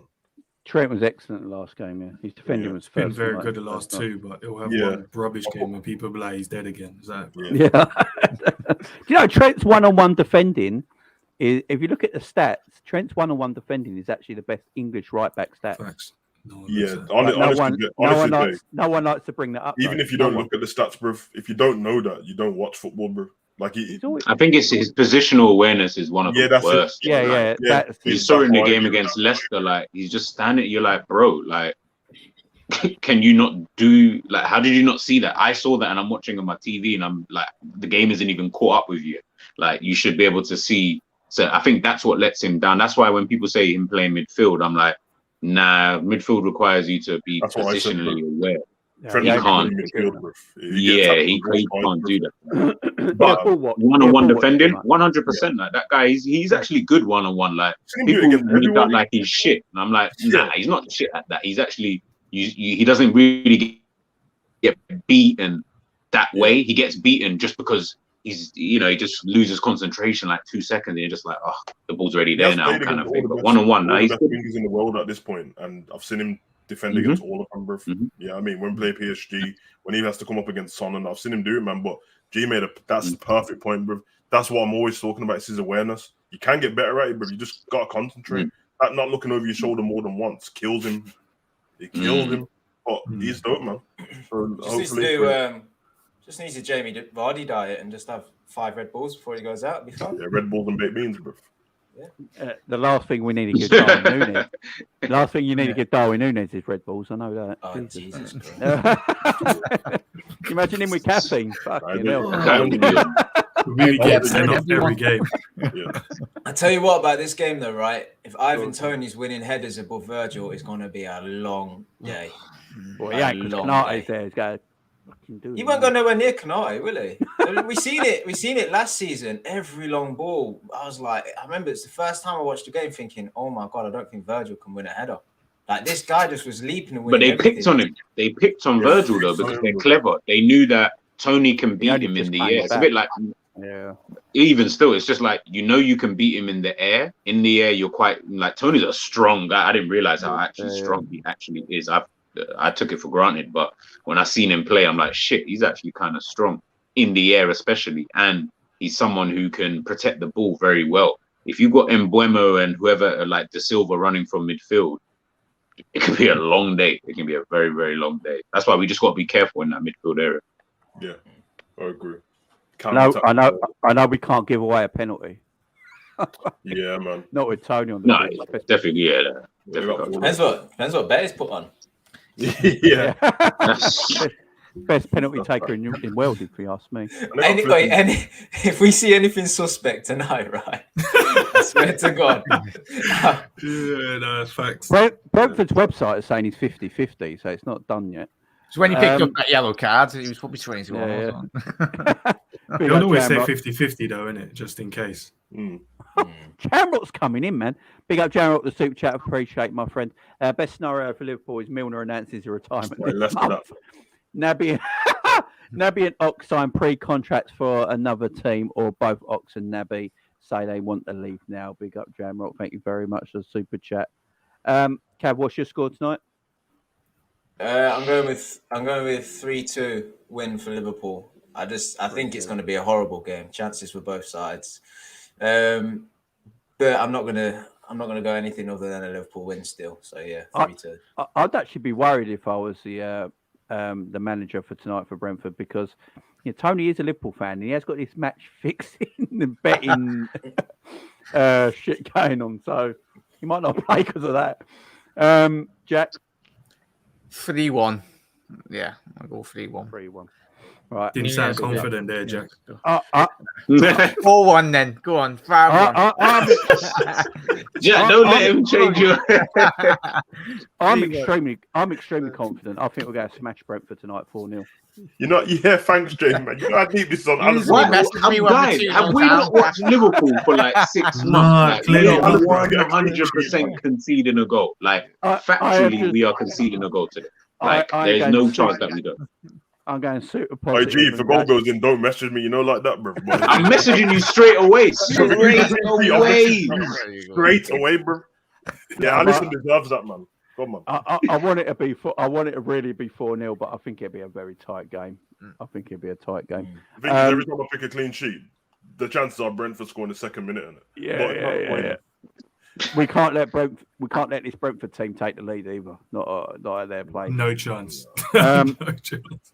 No, like Liverpool. Look, Liverpool will score goals. I ain't got to worry with that at the moment. It's not the scoring goals.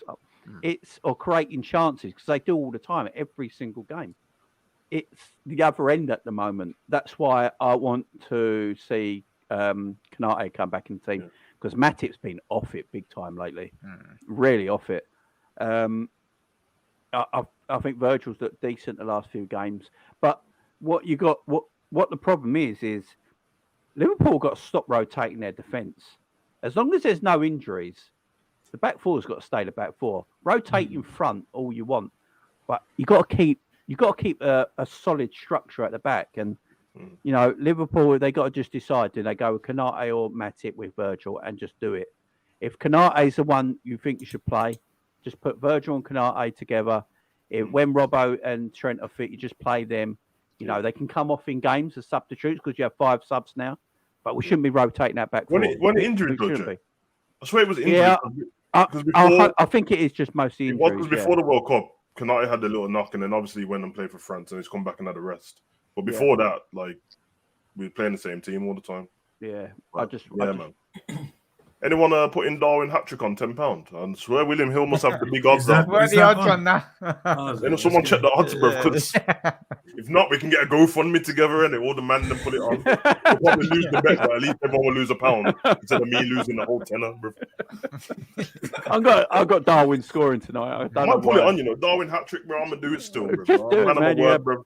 There's only one game where he bangs it in, innit? And you're like, you gotta be Savage, do it. You gotta be a wealthy man at the end of the night. For real. No, I guarantee what's going to happen. Darwin is going to cause havoc. He's going to have 7 chances he's created all by himself. 2 posts. You know, and it's just going to be madness. But yeah, big up to everyone. How strong's your heart? Imagine being a Liverpool fan and wanting Nunes to score, and then imagine having a bet on him scoring. Like, I could not handle that. I would be in tatters after that game. Well, I don't think my heart's the best, but yeah. So I shouldn't do watch-alongs. But yeah, I am doing the watch-along tonight, guys. Savage, you doing a watch-along tonight? Yeah, man, I'm calm on my watch along, but I don't even get. I know you're chilled. I'm too invested. Jack, you doing a watch on tonight? Yeah, mate. Yeah, probably get clipped up if we lose. So, guys, make sure you go and subscribe to Jack's channel, Anfield Road TV. There on the picture. Go and subscribe to Jack's channel. If you can speak Mandolin, go and subscribe to Savage's channel. No, bro. Don't stop football. Come on, bro. You know the vibes. Savage Talks Football. Make sure you go and put that in your YouTube search engine right now. Savage Talks Football. Go and subscribe. GTV. Go and subscribe to GTV as well. And listen, G's got a video out right now. It came out earlier today. Go and watch that. Nope. Make sure you go and subscribe to Ensman's TV as well. Right there on the screen. Big up to Ends as well. He's got. I think he's got a quiz coming out. Is it tomorrow? Tonight. There you go. He's got his quiz tonight. And then Cav. He's just everywhere. He's on here. He's on Grizz. He's on Love Island. He's everywhere. Big up Cav as well. Big up the Cav as well. Just but before guys, you go, Jamie, if you go on Sky Bet, for Nunes to score a hat-trick and Liverpool to win 3-0, it's 400 to 1. So, yeah, boys, that's first time go on that. Hey, listen, Sky. Man, like Darwin. Come on. Just take the piss. I'm not being horrible, right? But Nah, 400 to what it's bro. just take the piss a little bit. I need to transfer some money over now. You need a Darwin hat trick and a clean sheet. Yeah, I think that's what they're looking at. Yeah, That's the clean sheet part. If that comes in, it's worth a quid of anyone's money, surely. Yeah, why not? Just put it on, bro. Just for the fun of it. It's worth. I'm gonna do that now. I put a tenner on. Okay. Hey, Cap, listen, I told you to bet, right? So Yeah. admin fees. Just admin fees, bro. Just admin That's fees. gotta be £4,000. Wait. If there's a winner, we'll just stick it on a game of FIFA, yeah? Double. You already know when that happens, bro. I don't want to tell no one, but you already know the case on that one. If this happens, Cav's coming on the stream tomorrow in your reactions video. Just loads of money.